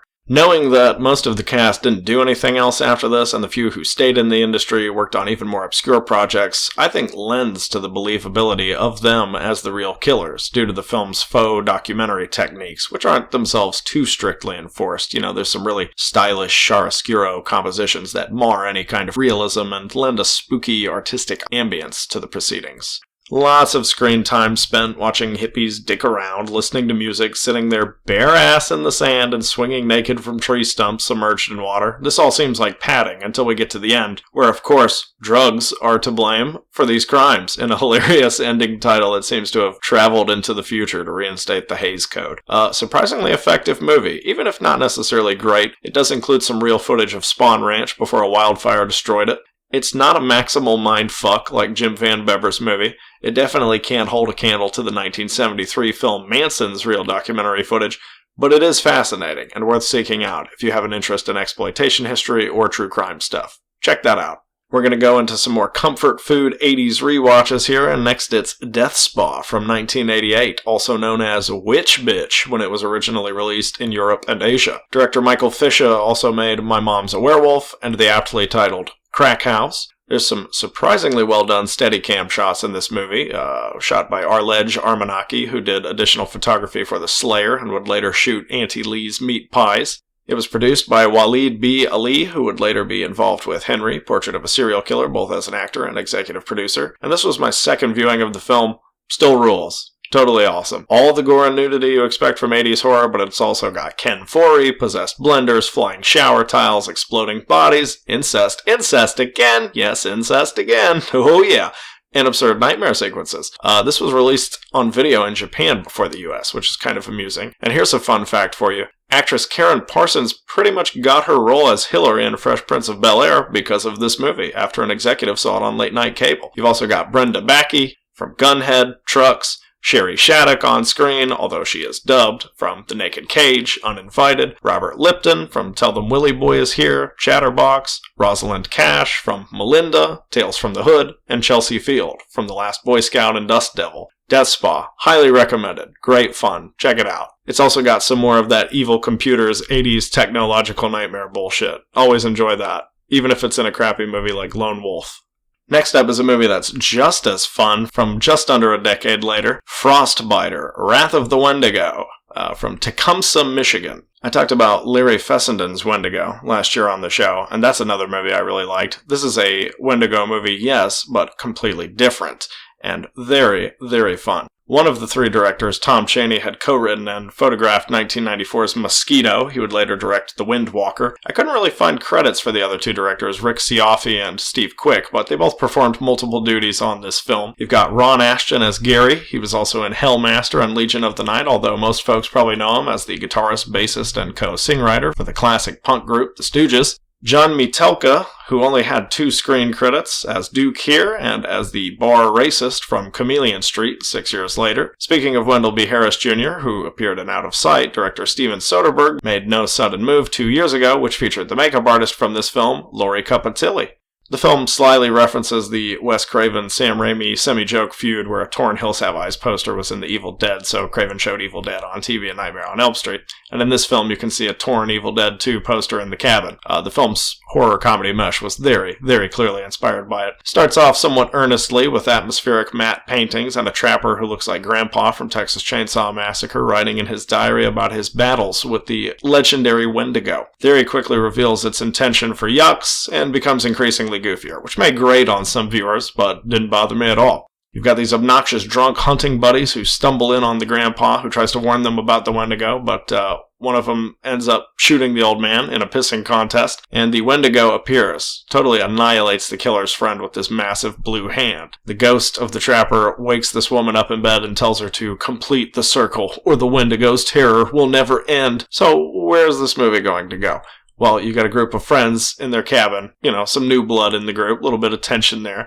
The girl who has to complete the circle flies to the cabin, but a Wendigo attacks the plane and kills the pilot while this ritzy Las Vegas music plays on the soundtrack. Speaking of odd music, this movie is like wall-to-wall music that never lets up, but it is frequently funny, and actually, some of it describes what's happening on screen. There are 2 songs about chili, and one of them is a rip-off of the Prince song Kiss, so top that.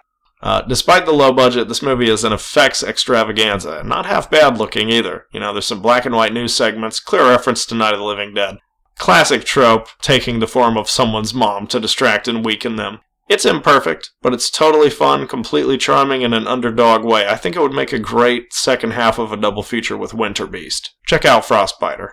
And now it's time to talk about Alvaro Passeri once again. I mentioned the Mummy theme park earlier, and we've talked about Creatures from the Abyss on the show, so now we're going to talk about Flight to Hell from 2003. And if the Mummy theme park was the beginning of Passeri's dip into the world of CGI, this time he's gone completely off the digital deep end. This film is almost entirely CGI, like Despiser, and definitely more entertaining and much shorter than that movie. Ivan, who you might recall as the man who hates movies, described the plot as being about, quote, ionized knee leeches on a casino plane. And I'm not going to give you any more description of the plot than that. One of the actors is named Rory Amadeus. You've got some classic unhinged Passeri dialogue like, how's your Woody these days? Still swinging, huh? Can you spell Iron Man? You've got a bedroom scene with a clip art background that constantly changes. And this is a movie with all the visual panache of a hustler porn parody, okay? There's a lot of authentic pilot dialogue talking about the inclement weather that gets funnier the more you hear it. And there's even a little bit of an Alien ripoff in here, sort of like Kotze's Contamination. Now, I mentioned in the Mummy theme park an eyeball popping out of a head and hitting the camera, and guess what? The shot's so nice, you use it twice. They do it again here. And the mysterious, acid in this movie kind of looks like that. Did you ever see that Fiona Apple music video for Criminal? It kind of looks like the dish detergent in that. Guy attacks these little lizard monsters with a golf club. Someone threatens to blow up the plane with dynamite. Yeah, that's Flight to Hell. Al, Mr. Passeri, if you're out there listening to this, don't feel too bad, about what happened, because you left us with some truly memorable, crazy films. True recommendations for any lover of the psychotronic. Let's move into an even cheaper realm of filmmaking and talk about a short film that I loved. That's a Halloween 87 from 1987, shot in Palm Harbor, Florida. Directed by Chris Flynn, this was actually made as a group assignment for sophomore English class. Luckily, one of the participants uploaded it to YouTube and described the plot as, quote, the tale of a clown-faced killer terrorizing a town with his dustbuster and the 2 skater cops trying to stop him. Now, despite this description of the cops as skater cops, we don't ever see them skate once. Maybe it's just more their attitude, like, we're skaters at heart, bro. You got a man pouring a can of Budweiser into his Cheerios before he gets bludgeoned while eating it, with what's clearly a wiffle ball bat that doesn't touch him. You've got the classic cop-out, all a dream revelation, and then the man is beaten again, this time for real, during his rude and reckless breakfast. The cops in this movie are just hilarious. These, beer-swilling teenagers. One of them's got this sick wig, toting around a toy Uzi in public. Halloween 87, most excellent. Definitely for fans of, if you like public access stuff, home movies, archival regional projects. Sort of like Jisoo, although nowhere near as deranged as that. High recommendation for Halloween 87. And naturally, it only seems right to move from that entry into the next one, which would be The Nobodies from 2017, shot in Hartselle and Priceville, Alabama. directed by Jay Burleson, who has gained some attention in the last couple years for his third Saturday in October series. This one has a clever film-within-a-film hook that mostly surpasses its home-fried limitations. The fake news channel and TV interview roast stuff is maybe not as convincing, but most of it is believably regional in the same way as something as like The Bride of Frank or maybe Giuseppe Andrews' work, also distributed by Troma. The story here is basically a fake documentary about a fake local filmmaker, his magnum opus, the fallout from all of that, which ended in tragedy, as told by the cast and crew. It evolves past its horror trappings to tell a more personal and dramatic story, surprisingly, about outsider art and fringe cinema. Poignant statement about failed dreams and sad endings. And, with that said, the film's often jaw-dropping, funny, and deliberately crass, full of shock value. Dialogue mostly improvised with guidelines from the director. You've got a cast of local first-time actors with Bart Hyatt and Henry Gilliland stealing the show as detectives Jake Horsey and Ace Bruno. One thing I liked about this movie, there's a song used repeatedly to hilarious effect called I Ain't Got No Panties On the Dance Floor by Waxamillion. And as a matter of fact, one of the characters in this movie has the exact same Frankenstein shirt that I do. It's a good one, huh? Look at that. You like that? And you can't hate a movie that's got a Garfield phone in it. So watch this. It's streaming on Troma now, and I recommend it. Undoubtedly, you've heard of this. It's Verotica from 2019, directed by Misfits frontman Glenn Danzig. The cast is comprised primarily of porn stars, another shining example of why to avoid most modern anthology horror.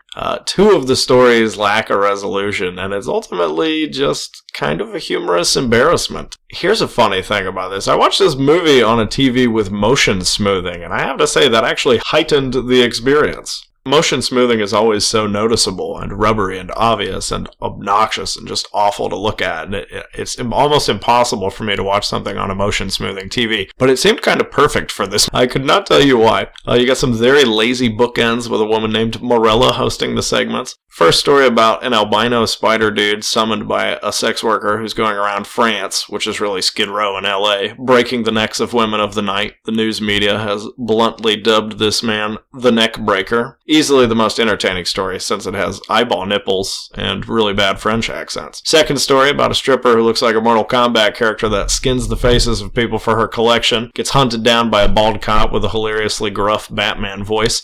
Like I said, has no ending, also has an unnecessary montage of newspaper headlines like it's a goddamn screwball comedy or a Sam Fuller movie or something. Like Glenn Danzig, what's the most recent movie you watched that had a newspaper montage that didn't take place like before the 70s? The third story is about Elizabeth Bathory. No momentum, no ending. We just watch this woman stab a bunch of chicks and bathe in their blood. And at one point, she's walking in the woods. We see these like red and green digital lights in the background, which the cameraman must have noticed since he quickly pans away from them. Whoops! Yes, this movie is as bad as you've heard, but it is worth it for trash enthusiasts. The real issue with this movie is that Danzig is clearly kind of tone deaf, judging from his reaction to laughter at the premiere. Maybe perhaps takes his work a little too seriously. I say watch the 2-minute Satanica promo instead of this. Next up, a pretty popular short film you might have seen, that's Living Dolls from 1980. Made by Todd Coleman and had great success at festivals, won awards, was programmed interstitially on several cable channels between 1980 through 1993, like Z Channel, HBO, Cinemax, probably most famously the USA Network during Night Flight, Saturday Nightmares. And according to IMDb, the director, Todd Coleman, was Robert De Niro's personal assistant at the time during Raging Bull, and this film was edited on the very same KEM flatbed machine, so that's kind of interesting. It's a spooky, funny little short about an angry bridal shop employee who takes out his frustration from the job on the mannequins upstairs until they turn on him. Feels like it would fit very easily into an anthology film with or without wraparounds, and pretty much the perfect kind of Halloween treat right before a feature. One notable actor here, Faye King, has another credit in this Christsploitation TV short called And Then They Forgot God, featuring Adam West and Johnny Seven. We're going to keep the train rolling here and talk about Cat's Eye from 1985, yet another rewatch, Directed by Louis Teague, who we talked about in episode 11 with Alligator. He also made The Lady in Red and Fighting Back. Shot by Jack Cardiff, who worked with Powell and Pressburger on 3 of their most acclaimed films, as well as Girl on a Motorcycle. Visual effects by the famous Carlo Rambaldi, and a pretty fun cast for movie lovers. That's probably the highlight, especially Alan King and Kenneth McMillan having a ball as the bad guys. This is one, I gotta tell you, I loved it when I was a kid, watched it over and over, and I probably hadn't seen it for about 20 years or so. And you know, as it is with most things you love as a kid and re-experience as an adult, it does not quite stand up as well, but the nostalgia and the charm remain to an extent. The PG-13 rating, definitely the movie's biggest impediment. Too often does it break the spell of its darker content with zany comedy like James Rebhorn with smoke coming out of his ears during the Quitters Inc. story like he's in a fucking Tex Avery cartoon. And I've always liked the first 2 stories more than the final one, both of which are adapted from Stephen King's Night Shift collection. But I've grown to appreciate the final segment in its own right, obvious green screen and all. Apparently the studio excised a prologue from this that provided more info about the cat, referred to as the General, who's like the main actor in our bookends as we watch him prowl his way from state to state, avoiding danger and helping out good-hearted people along the way. I would say how you react to all the Stephen King references in this throughout might determine how you like the movie overall, but I mean, come on, you've got to laugh. Is it not obvious enough that the Red Plymouth Fury is Christine? We have to show a close-up of a bumper sticker on the car that says, I am Christine. Come on, man. Some on-the-nose musical choices of this weird off-brand Police cover throughout the movie. I guess they couldn't afford the rights to any real songs, since all you hear in this movie is weird off-brand covers of like 96 Tears and Twist and Shout. The first story, genuinely sinister, but like I said, the comedy sucks the tension out of it. Does have a nice macabre twist, still my favorite story. Second one, more of a white knuckler about a man who makes the mistake of stooping a powerful gambler's wife and ends up forced into either losing his life or taking this insane bet where he has to walk the full perimeter of this exterior ledge of the hotel way up in the air, overcoming obstacles like aggressive pigeons and faulty wiring. Surprisingly gruesome revelation that motivates Robert Hayes' revenge here. And the final tale, of course, Drew Barrymore, a little girl who loves the kitty cat, wants to take him in, but the mom disapproves, learns the error of her ways when the cat saves her from an evil troll that wants to steal her breath. And the last story was written specifically for the movie. It's not quite bad, but it does lack the bite of something like Trilogy of Terror. Overall, I guess if you like 80s horror or Stephen King or anthologies, check it out. Next up on the show, from 1988, we're going to talk about a little film here with a friend of ours. Hi everybody, I'm Gordon Briggs. You can just follow me on Facebook at Gordon Briggs, GORDONBRIGGS. Pin, directed by Sandor Stern. So, you want to clue in our audience as to what Pin is about? Okay. Pin is about a family that is run by a very headstrong doctor who tries to control everything. One of the things he does is he tells his 2 kids that this medical dummy named Penn is actually alive, and makes the kid think that the dummy is talking when actually it's him talking. But his son believes that the dummy is real, and starts to treat it like it's a real person, an all-knowing, all-seeing person. Shocking. And yes, this will lead to all kinds of murders and all kinds of sexual perversity and intrigue. So, of course, the movie I really enjoy. Yeah, definitely a strange, perverse movie, not not a run-of-the-mill horror plot. This one is definitely more of a psychosexual kind of story. When a lot of people think of Canadian horror, obviously David Cronenberg is the first person that comes to mind, but there's so much stuff from Canada. I mean, obviously you've also got classics like Black Christmas or Bob Clark's Death Dream. But this movie in particular, I think, would pair up really well with some other Canadian 80s films like The Pit or Curtains. Both of those, I think, would make a good sort of sleazy double feature with this one. I have seen The Pit, and The Pit's about another deranged kid. There's something in the water over there. It's interesting talking about Penn because the movie really didn't get a proper release down here in America. When I talk about these movies on Facebook, sometimes I'll post a trailer to them just to give you a taste of how the movie is. And if you were to look at the trailer, it would tell you that it was a slasher film, maybe. And it's really not that. It's more of a psychological thriller. Yeah, for sure. And The movie that it obviously is similar to, you ask me, is Psycho. Only it's not trying to make you believe that Mrs. Bates is really alive, you know? Yeah. So the way I describe it is Psycho meets Pinocchio. There's this really brilliant moment with Terry O'Quinn where the daughter ends up getting pregnant and has to get an abortion. Great line where Terry O'Quinn is about to give, like, his daughter in the movie an abortion, and he says, "Oh, this is what I get, a Sunday in the office." And that, you know, just that line alone is, like, just as psychotic as anything he does in The Stepfather, you know?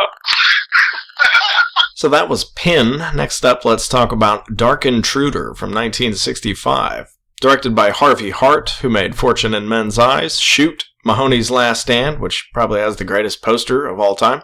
Two set directors here. Julia Heron, notable for being part of the 4-person Oscar-winning team for Best Art Direction on Spartacus, worked on William Castle's Let's Kill Uncle the year after this, once again with John McCarthy Jr. This was Lalo Schifrin's 7th theatrical film score after working in TV.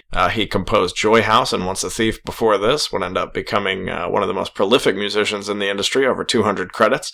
And this was a pilot for a failed TV series called The Black Cloak, but it was re-edited and released theatrically on a double bill with I Saw What You Did after being deemed too scary and violent to air on TV. You've got Leslie Nielsen, the great Leslie Nielsen, starring here in a fun role as a quote-unquote sure-spiffed-up occult expert with a good sense of humor who must aid his friend Robert, a man suffering distortions of vision and fainting spells who suspects himself of committing Jack the Ripper-like murders in 1890s San Francisco. Mark here is played by Peter Mark Richmond from The Strange One, Jason Takes Manhattan. Keep your eye out for the second sergeant, played by Al Lettieri from Wild Seed, Night of the Following Day. And this is a foggy thriller, tons of twists, references to Dagon, the Eldritch Gods. I guess maybe more of a mystery, really, than a thriller, with occasional action. Somewhat predictable as it gets going, but still a cozy watch for the season. Well-made film that I think could use a little bit more character, but worth a look to fans of this kind of thing.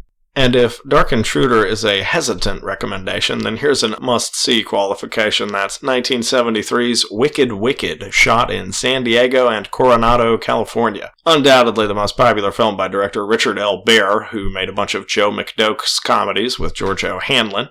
It was shot by Frederick Gately, the DOP on the original I Bury the Living and Edgar Ulmer's The Naked Dawn, and they used the gimmick of duo vision for this movie. I believe the tagline in the trailer is like, "You don't need glasses, just use your eyes," which is basically just split screen for the vast majority of the movie. And it's a really fun gimmick. The director wasn't necessarily inspired by split screen in other films, but he claims he was inspired by a time he was driving down the road, thinking about dividing lines on the freeway. And he's like, "Well, gee, wouldn't that be neat to make a movie with two simultaneous images?" And so he did. And so he incorporated elements of this unproduced screenplay he had called The Squirrel into the new script. Here's a fun thing about this. Even the script pages for this film are divided into two, with separate events written on each page for each part of the story you're seeing during the split screen. You've got Tiffany Bowling as Lisa. Talked about her for Kingdom of the Spiders 3 years ago. She also appears in The Centerfold Girls. You've got Scott Brady as Sergeant Ramsey from Strange Behavior. Ed Burns, who plays Lassiter, had small roles in Party Line and Back to the Beach. Madeline Sherwood, who's Lenore, played May in Richard Brooks' Cat on a Hot Tin Roof. And the character Jason's old co-worker, the hotel engineer, is Arthur O'Connell from Man of the West, Seven Faces of Dr. Lau.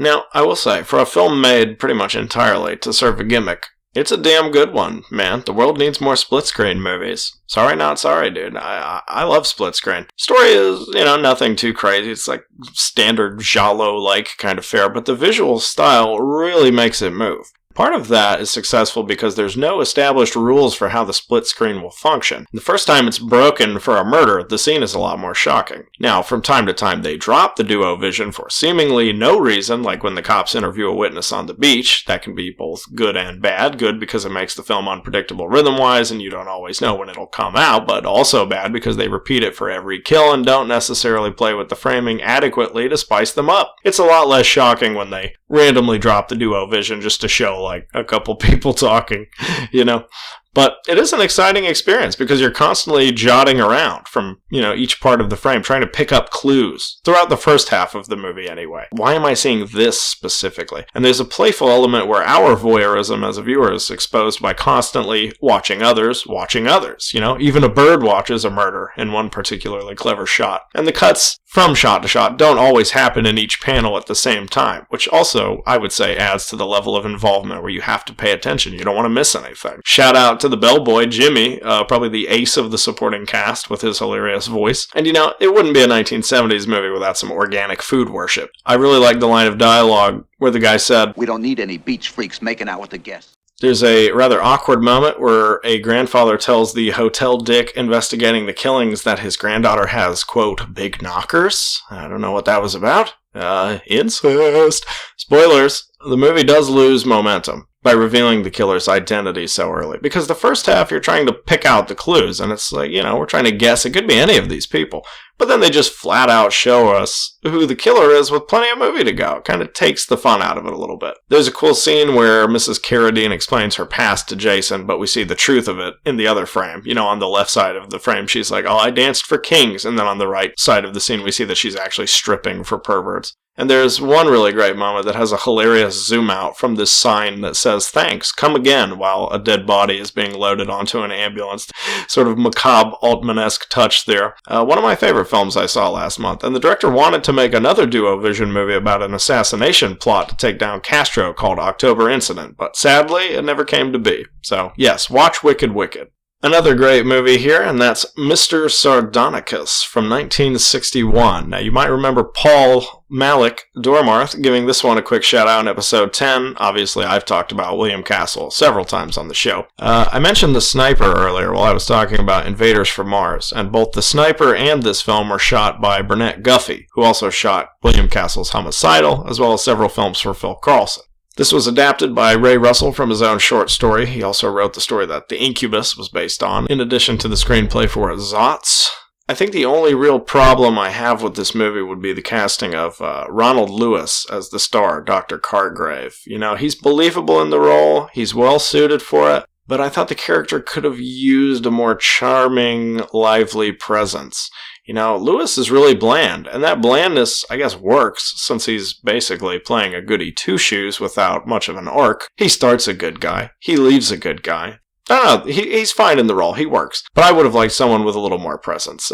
This actor, Ronald Lewis, he also played Robert in Seth Holt's gaslighting epic Taste of Fear. You've got Audrey Dalton from My Cousin Rachel. Baron Sardonicus is played by Guy Rolfe from Uncle Silas. Oscar Homolka, who plays Kroll, was in Hitchcock's Sabotage, Ball of Fire. And this is, another classic Castle film. Opens with the tradition of him giving a little brief on the movie at the start. Saves the gimmick talk for the second to last scene. He's in foggy London, and it's too damp to light his matches. So he gives us a definition of the word ghoul from his wicked dictionary. And then we kick into overdrive, and the plot really gets going about this massage therapist who is summoned to the fictional country of Gorslava in Central Europe to help out his old flame. Now, when he gets there, the locals are terrified of where he's going. It's like that classic thing, oh, you're going there? To Dracula's castle? You got some classic gothic spookiness, grotesque science, dead bodies, some unanswered questions. How did Sardonicus speak through those closed teeth like that? He was very well-spoken for a guy who couldn't really move his jaw. But far be it from me to not suspend my disbelief. And this is surprisingly sadistic for William Castle. There's leech torture and experiments on beautiful young women. It would be discourteous to doubt the word of one's host. And an Englishman may be many things, but never discourteous, eh, Sir Robert? And I guess the famous thing about this movie is the punishment poll, the classic Castle gimmick. Now, the punishment poll is a chance for William Castle to come back in and ask the audience, do you want Dr. Sardonicus to pay for his crummy actions, or do you want him to get off scot-free? And so the punishment poll was a chance to give the audience, their vote. And there's some fourth wall breaking with William Castle talking to people in the audience, of course. But the funny thing is, Castle claims that an alternate quote-unquote merciful ending was filmed, but audiences never wanted it. But this is disputed even by actors in the film who say they never shot any kind of material like that, and there's absolutely no evidence indicating it was even made, like from historians or researchers. So you have to wonder, is this just some classic William Castle pranksterism? You know, the myth becomes the legend. Another way of self-promotion. So this is a great movie for anybody who wants their volatile shocks with just a hint of respectability. One of the best movies I saw in October. Great fun.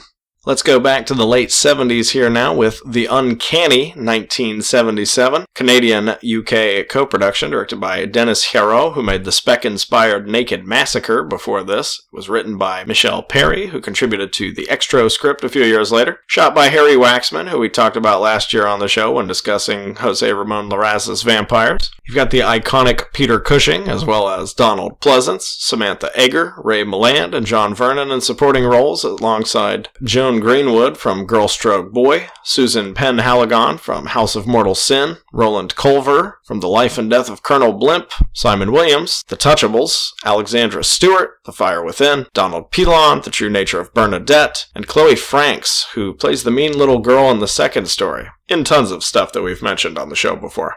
Some more anthology horror here, and this one's perfectly acceptable. It's basically the rank organization trying to make an Amicus flick, but lacking the craftsmanship of a Freddie Francis or a Roy Ward Baker to effectively hold it all together a little tighter. The bookends are about Cushing as an author who writes Chariots of the Gods type books, but he's afraid of cats. So he makes his way over to this rich man, Ray Milland's house, to pitch his book, which is a compendium of true evil tales about the power of felines. The first story features a devious maid who wants to bilk the owner of the estate she works at, with this sleazy Lothario guy. And it's this old lady getting on in years who wants to leave her estate to the cats. So she gets smothered with a pillow, which causes the cats to defend their new home, trap the maid in the pantry for days on end. A little hard to take seriously, but does have some nasty effects work in it. The ending is frankly subpar. There is a nice moment in the story when after the maid is attacked, she licks the bloody wounds on her hand, like a cat. You know, it almost gives the impression she might become one, but the story never gets that wild. Second story here is about an adopted little girl whose parents have an awful daughter that bullies the adopted child constantly. The little girl's into witchcraft, ends up taking lessons from her kitty cat, who returns after being sent to the pound by mom, teaches the girl how to do a ritual where she miniaturizes the bullied daughter, and we get some, incredible shrinking man action. Probably the most entertaining story here. There's a little meta joke that introduces the third story, where we see a picture of Donald Pleasance from a Bond film with Blofeld and his cat. And this one's about a hammy actor named VD, who has his collaborative wife killed during an intentional stunt gone wrong so that he can shack up with this younger gal. The dead wife's cat knows what's up, plots to have the actor and his fresh beau annihilated. Very silly, very fun, obvious effects work, like when the cat chews up a rope above the stage to send a light falling down. You can tell that there's meat tied to the rope for the cat to chew on. No real surprises here. Very watchable. Could use a little more oomph, I would say, particularly in the Iron Maiden scene. But I enjoyed it. Uh-oh, here we go. It's another short screamer now, and that's Trapped at Boarding School from 1983. Dead ahead, Danish Super 8mm revenge story. Again, just striking back against the bullies. Made by this guy named Heine Grunbaum when he was a teenager, and he would make another revenge film about 17 years later. According to the director's page on this website, Stage 32, the original version of this is 45 minutes long, and then I guess he just recently hacked it down to 25 minutes so he could put it online in the last few years. Even with the reduced runtime, the pacing is super lethargic. Very straightforward story. Kid at a boarding school, gets picked on, gets beaten up, spends too much time staring at horror movie posters, which give him the push to slaughter them all. Okay? And the kills are as uncomplicated as the plot is. So, I guess one funny notable thing about this short story, both the main victim kid and one of his bullies have these sick movie posters all over the room. And the entire short was shot at a real boarding school, so I'm assuming these scenes were either shot in one room from different angles to make it believable as separate rooms, or that in fact both of these kids just like awesome movies. If only these characters could have realized they had something in common. Well, then it would be even more boring and anticlimactic, probably. This one is strictly for fans of homemade horror, and you can watch that online. Next up, we're going to pull back to the 1940s with Strangler of the Swamp from 1945, directed by Frank Wisbar, and it's a remake of his 1936 film, Ferryman Maria.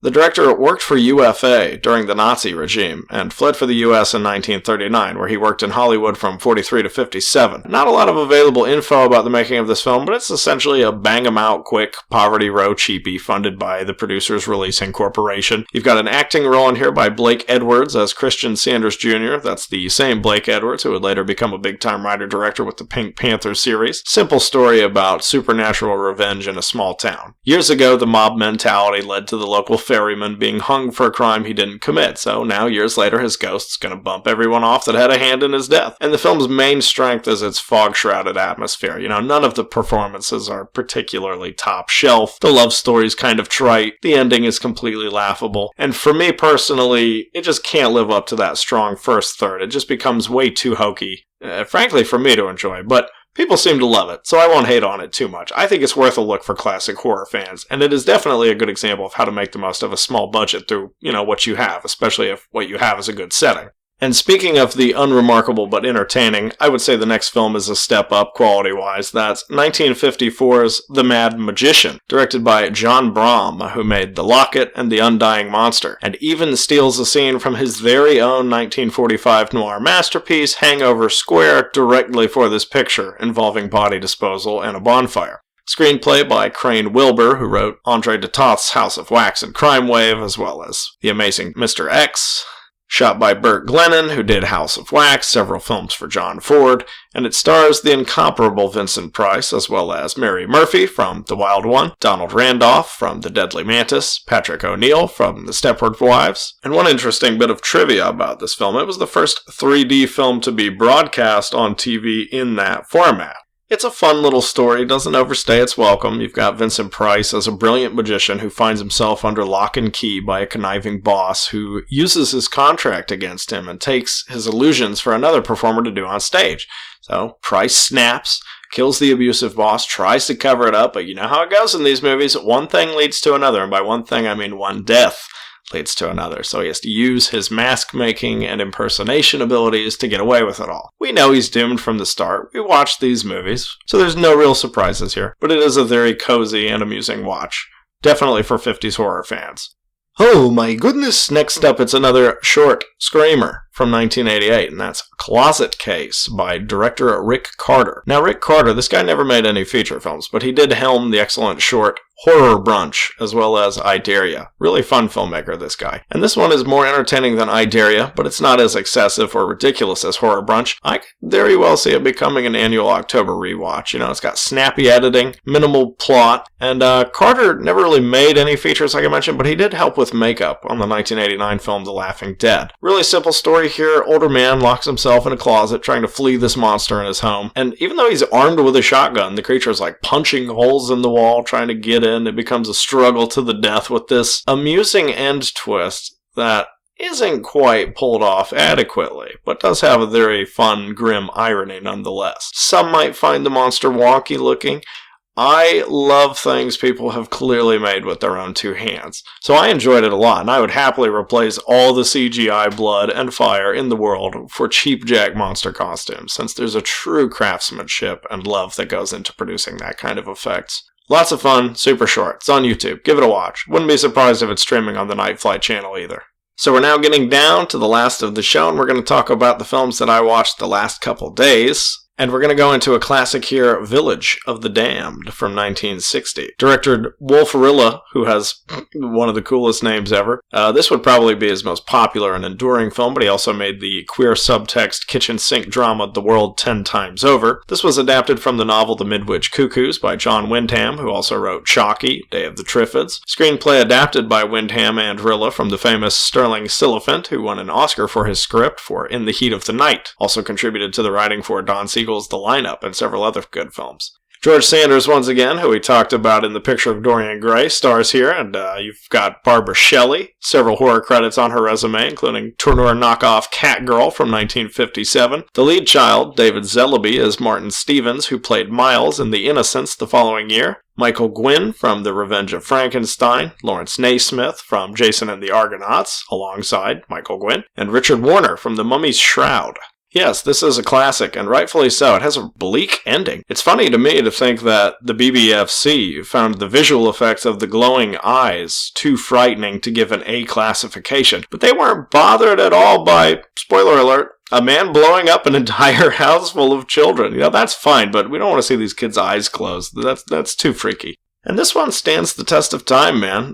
The opening stretch with everyone in town unconscious as the cops try to solve the mystery is still quite chilling. Even if they play some of the danger safe. Like, surely that heating iron left on would have started a fire, right? I mean, it was on for like 40 minutes, an hour. Was that like 3 hours or something? And it does tap into that same paranoia I talked about earlier with Invaders from Mars that makes it so memorable, I would say.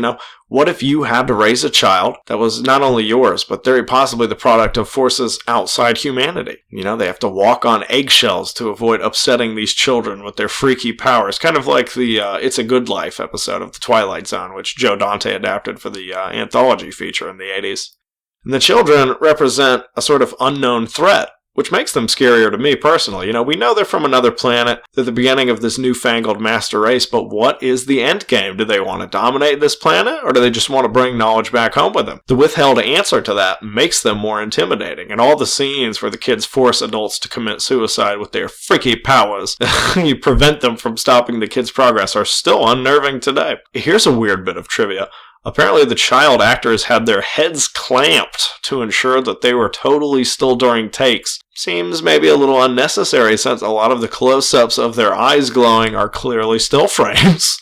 Well, clamp them down. I don't know. A must-see, I would say, for any fan of the classics. I don't know why I avoided this movie so long. Although, if I'm being real with you here, I think I will continue to avoid the John Carpenter 90s remake, which by all accounts looks dreadful. Village of the Damned. Check that out. Great movie. And now here's one that's really underrated, really super film. Liked this one a lot. Horror of the Wolf from 1973. This is a Japanese film, and it is not exactly a horror film. It is 7% a horror film, and only because it has a werewolf in it. The other 93% is pure exploitation made during Japan's golden age for that material. These films that are as artful as they are barbaric. Co-written and directed by Masashi Matsumoto, who was an assistant director on Ishiro Honda's Gorath from 1962. He also wrote and directed a film the same year as this called Children Who Don't Know War. Jun Fukuda, the director of 5 Godzilla films, helped with the script alongside Fumio Ishimura, who helped write Teriyama's Boxer. Gorgeously shot by Shoji Ueda, who was the photographer for 5 of Kurosawa's films, including Kagemusha and Dreams. The bad guy here, Do Haguro, played by Yusaku Matsuda from Kagerosa, Black Rain. It also features Kotaro Tomita from 3 Godzilla films. Okay, and this is the story of a child whose parents were murdered after accusations of being spies by the Yakuza. So he grew up in the cold wilderness with wolves. Now, years down the road, he's a high school student in this troubled academy where the kids are basically gangsters who've overtaken the classrooms, and he wants payback from the head honcho, whose father was involved with the Yakuza that offed his parents. So he takes up for his teacher, and it's not severely implied that he has a thing for her, but it's always in the background despite his portrayal as an anti-hero that's mostly a good guy. She gets sexually assaulted, and he appears out of thin air to defend her from further attacks.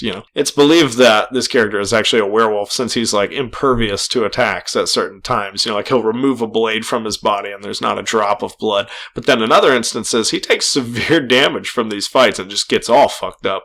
And from, a quality level, this is, I guess, a sort of run-of-the-mill revenge story. Subplots about the cowardly teachers and the political students trying to take their school back from the thugs. But it's got tons of violent action. Like I said, it's totally beautiful looking.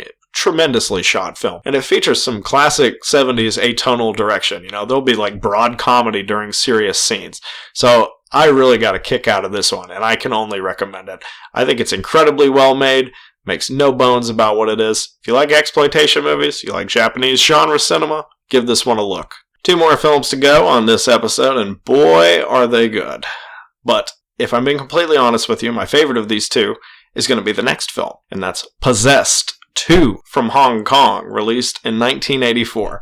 If The Imp from 1981, which I mentioned earlier, was adequate, if somewhat drowsy, finally we get some true blue 80s Hong Kong craziness. This movie was shot by Raymond Lamb, who shot Lost Souls, Mr. Nice Guy, and Bob Thompson, who shot The Imp, as well as Armor of God. Directed by David Lai Dai Wai, who was one of 3 writers on the excellent 1983 Wuxia Duel to the Death. He also directed the first Possessed film the year before this. You've got cast members here recognizable from films like Crippled Avengers, The Prodigal Son, Portrait in Crystal, Her Vengeance, Web of Deception, etc. And plot-wise, this has a lot of similarities with The Imp. Pregnant wife, attacked by spirit, haunted building, attempted exorcism, la-di-da. But it uses that sturdy spine of cliches to just go for broke at every possible opportunity while the filmmakers throw everything in the book at the audience. You got gnarly effects work, unpleasant sex scenes, surprise cameo by the Arthur soundtrack, traditional Hong Kong humor of the era, from the juvenile to the politically incorrect to outright slapstick, some gnarly stunt work, everything that you've ever seen in a Hong Kong horror movie is in this movie. So it must be seen to be believed. Ranks with other great films from that period like The Seventh Curse, Seeding of a Ghost, The Boxer's Omen. There's this great opening scene with these ghost sailors partying down, and the corny English dubbing in parts of it is a great way to start the movie, you know. Sets up the whole haunted apartment story, and it's so frenzied you don't even worry about keeping up with it. You just take it in and just abandon rational logic and give in to the prurient thrills on display. You know, it's like a haunted house tour with just enough of what's behind the curtain showing to make you feel at home. Some might not like that the scumbag cop husband in this film ends up rather harm-free, and the film neatly avoids making him pay for any of his shitty behavior. There's also a particularly unflattering, stereotypical black character who exists solely to be killed, so kind of a yikes on that. And I watched the 95-minute composite cut, which is basically like a fan-made edit that replaces previously removed footage during some of the more salacious scenes. You know, jumps from like 480 to 360p quality. Pretty amusing, kind of add to the dirty fervor that this movie traffics in. This is for the Category 3 enthusiasts. Might be too reprehensible for some, has enough to celebrate, even for the most jaded horror aficionado. Check out Possessed 2. And as the man says, now the time is near. The 57th film that we will discuss on the show, the final film that we will discuss on the show, is one that I had seen clips of over the years. Had basically seen most of the movie without actually sitting through it the whole way through, and that would be the classic cult film Flesh for Frankenstein from 1973, a French-Italian-US co-production directed by the notoriously prickly Paul Morrissey, an underground cinema icon that has never minced words about his association with Andy Warhol. He made the classic Little Joe trilogy, Flesh, Trash, and Heat, as well as Women in Revolt and many other fine features, and is allegedly an absolute nightmare of a human being to be around, from what I've heard. Now, supposedly the idea of this film came from Roman Polanski, of all people, which helped Paul Morrissey to convince producer Carlo Ponti to bankroll it, as well as its sister film Blood for Dracula. Morrissey co-wrote the script for this along with his regular collaborator Pat Hackett. Udo Kier recently told a story in his Criterion Closet video about how he became involved with this film. Apparently, the cult director Antonio Margheriti hung around on the set while it was shooting. There's even some false rumors that he directed it, which is not accurate, but he did supposedly shoot one of the breathing lungs scenes. Once again, special effects by Carlo Rambaldi. You've got some adept camera work from Luigi Cuveler, who shot films for famed Italian filmmakers like Argento, Corbucci, Damiani, Fulci, Lenzi, Monticelli, Petri. And aside from Udo and Little Joe, you also have Monique Van Voren from Fearless Frank, Delilah De Lazzaro from Your Vice is a Locked Room and Only I Have the Key, Nicoletta Elmi from Who Saw Her Die. This is another 3D movie, like The Mad Magician, although this one sticks the blood and guts right in your face. Has some surprisingly gross imagery, particularly in the scenes of the stitch opening and wound close-ups.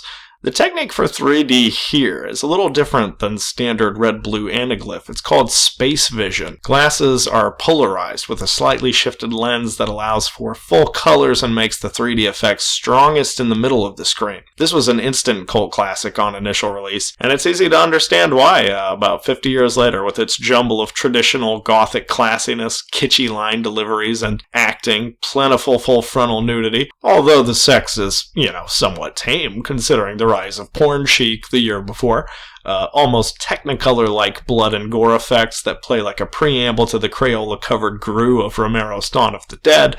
And, I'm glad I finally saw this. It's one I've put off for a long time. Like I said, seen most of it over the years through clips, but I never watched it all the way through, and I'm glad I did. Elegant trash, redeemed by everyone involved's commitment to the material, even if Little Joe doesn't attempt much of an accent. The extravagant Blu-ray and 4K release by Vinegar Syndrome, absolutely worth checking out. So that's going to be our final film for the Halloween 2023 episode of Video Psychosis. We've talked about a lot of stuff on the show, and I want to think, I don't know if the variety of films here is quite as eclectic as it has been over the last several Halloween episodes throughout the last, 4 or 5 years. But, I do have a bit of an obsession with these low-budget films. I like independent films. I don't think, you hear things about that term, independent, being used to kind of pigeonhole movies, and it just relegates them to being something small, maybe something that's inadequate, or maybe inferior in a sense, they don't have real money, they don't have real production value, but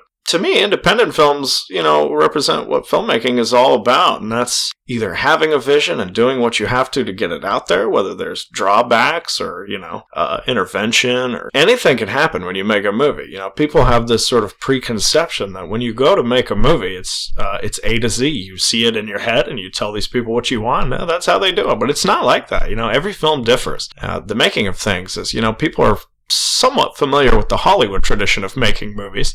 But with these independent films, it really comes from a genuine place, and it's all about connection and community, and it's about people who maybe they don't have something to say, maybe they just, want to have fun with their friends, but there is something that's endlessly appealing in that to me. And so we've spent a lot of time on the show today talking about really, really low-budget cinema, public access stuff, shot on video, regional films, outsider art, etc. And so if you've been listening to this show, and maybe there have been times where you've thought to yourself, I think he's being too hard on these films, or maybe he's missing the point of these films, and it's just meant to be entertaining, it's not this, it's not that, it's the other. Well, it's very easy from a critical place to point the finger or look down your nose at films. So to conclude the show today, I have a very special treat for you.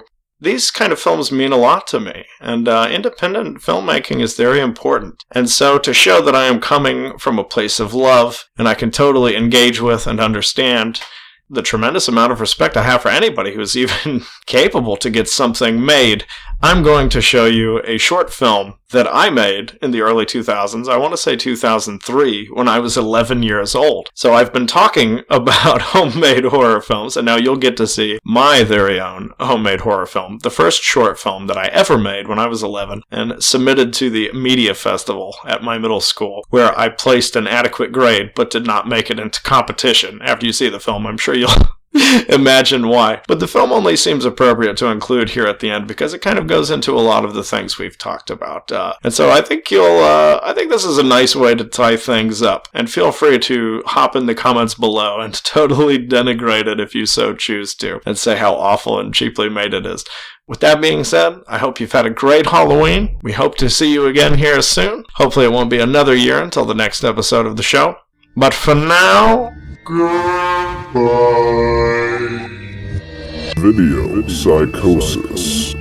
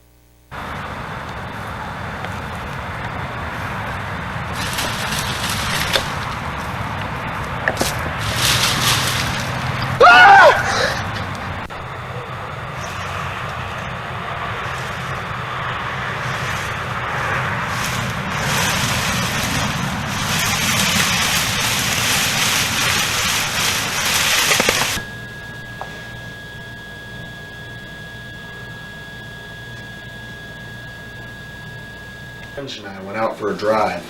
We didn't know where we were going, we just wanted to go somewhere. We were driving and we got to a spot in the road where I saw something just run by, you know?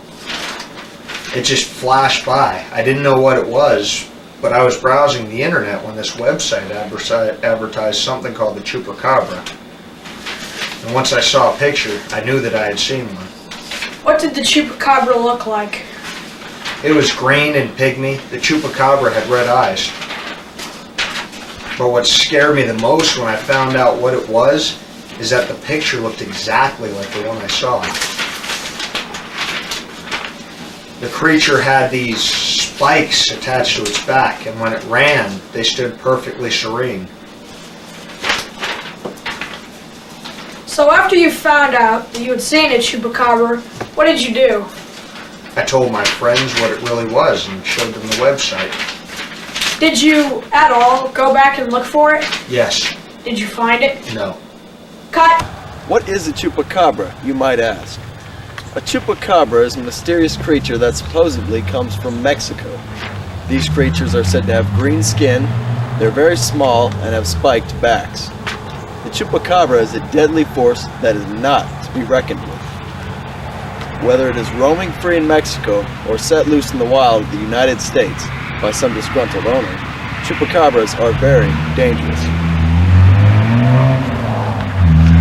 As soon as Americans realize this, the sooner we will all be safe.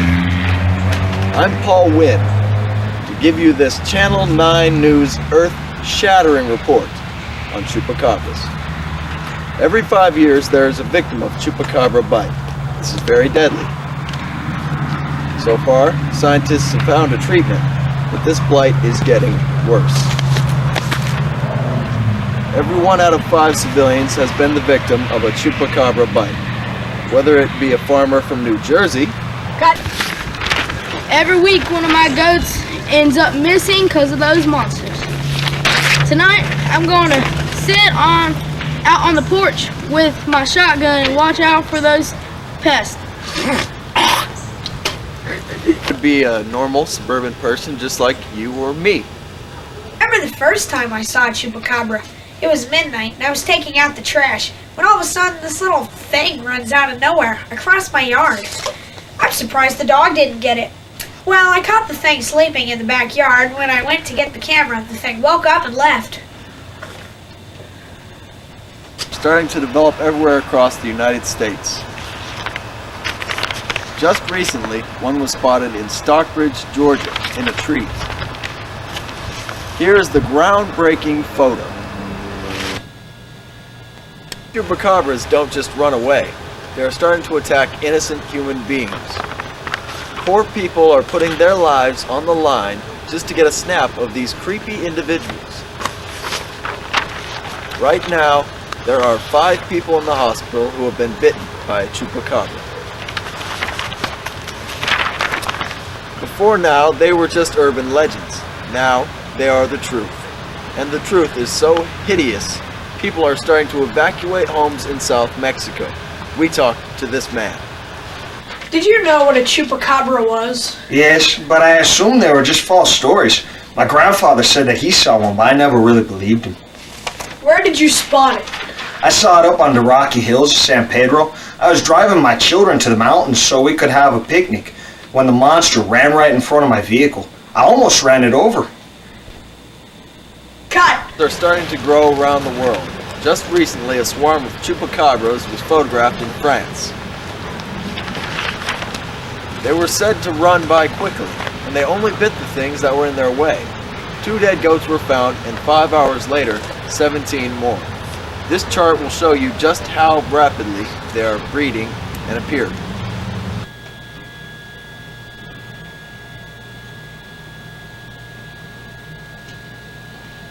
Chupacabra, make sure to quietly get a camera or a video camera. Also, grab a phone and a flashlight.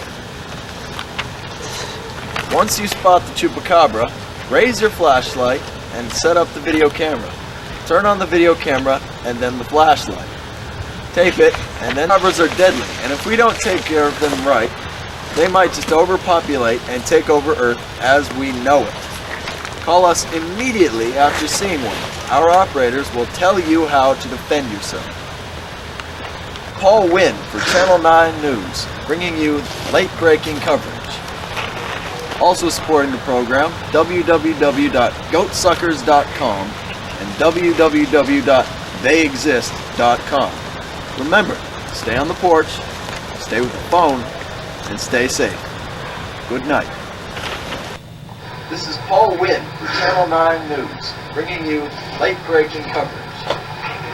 Also supporting the program, www.goatsuckers.com and www.theyexist.com. Remember, stay on the porch, stay with the phone, and stay safe. Good night. Can't believe they said that. That is so inaccurate. Isn't that right? Choopy.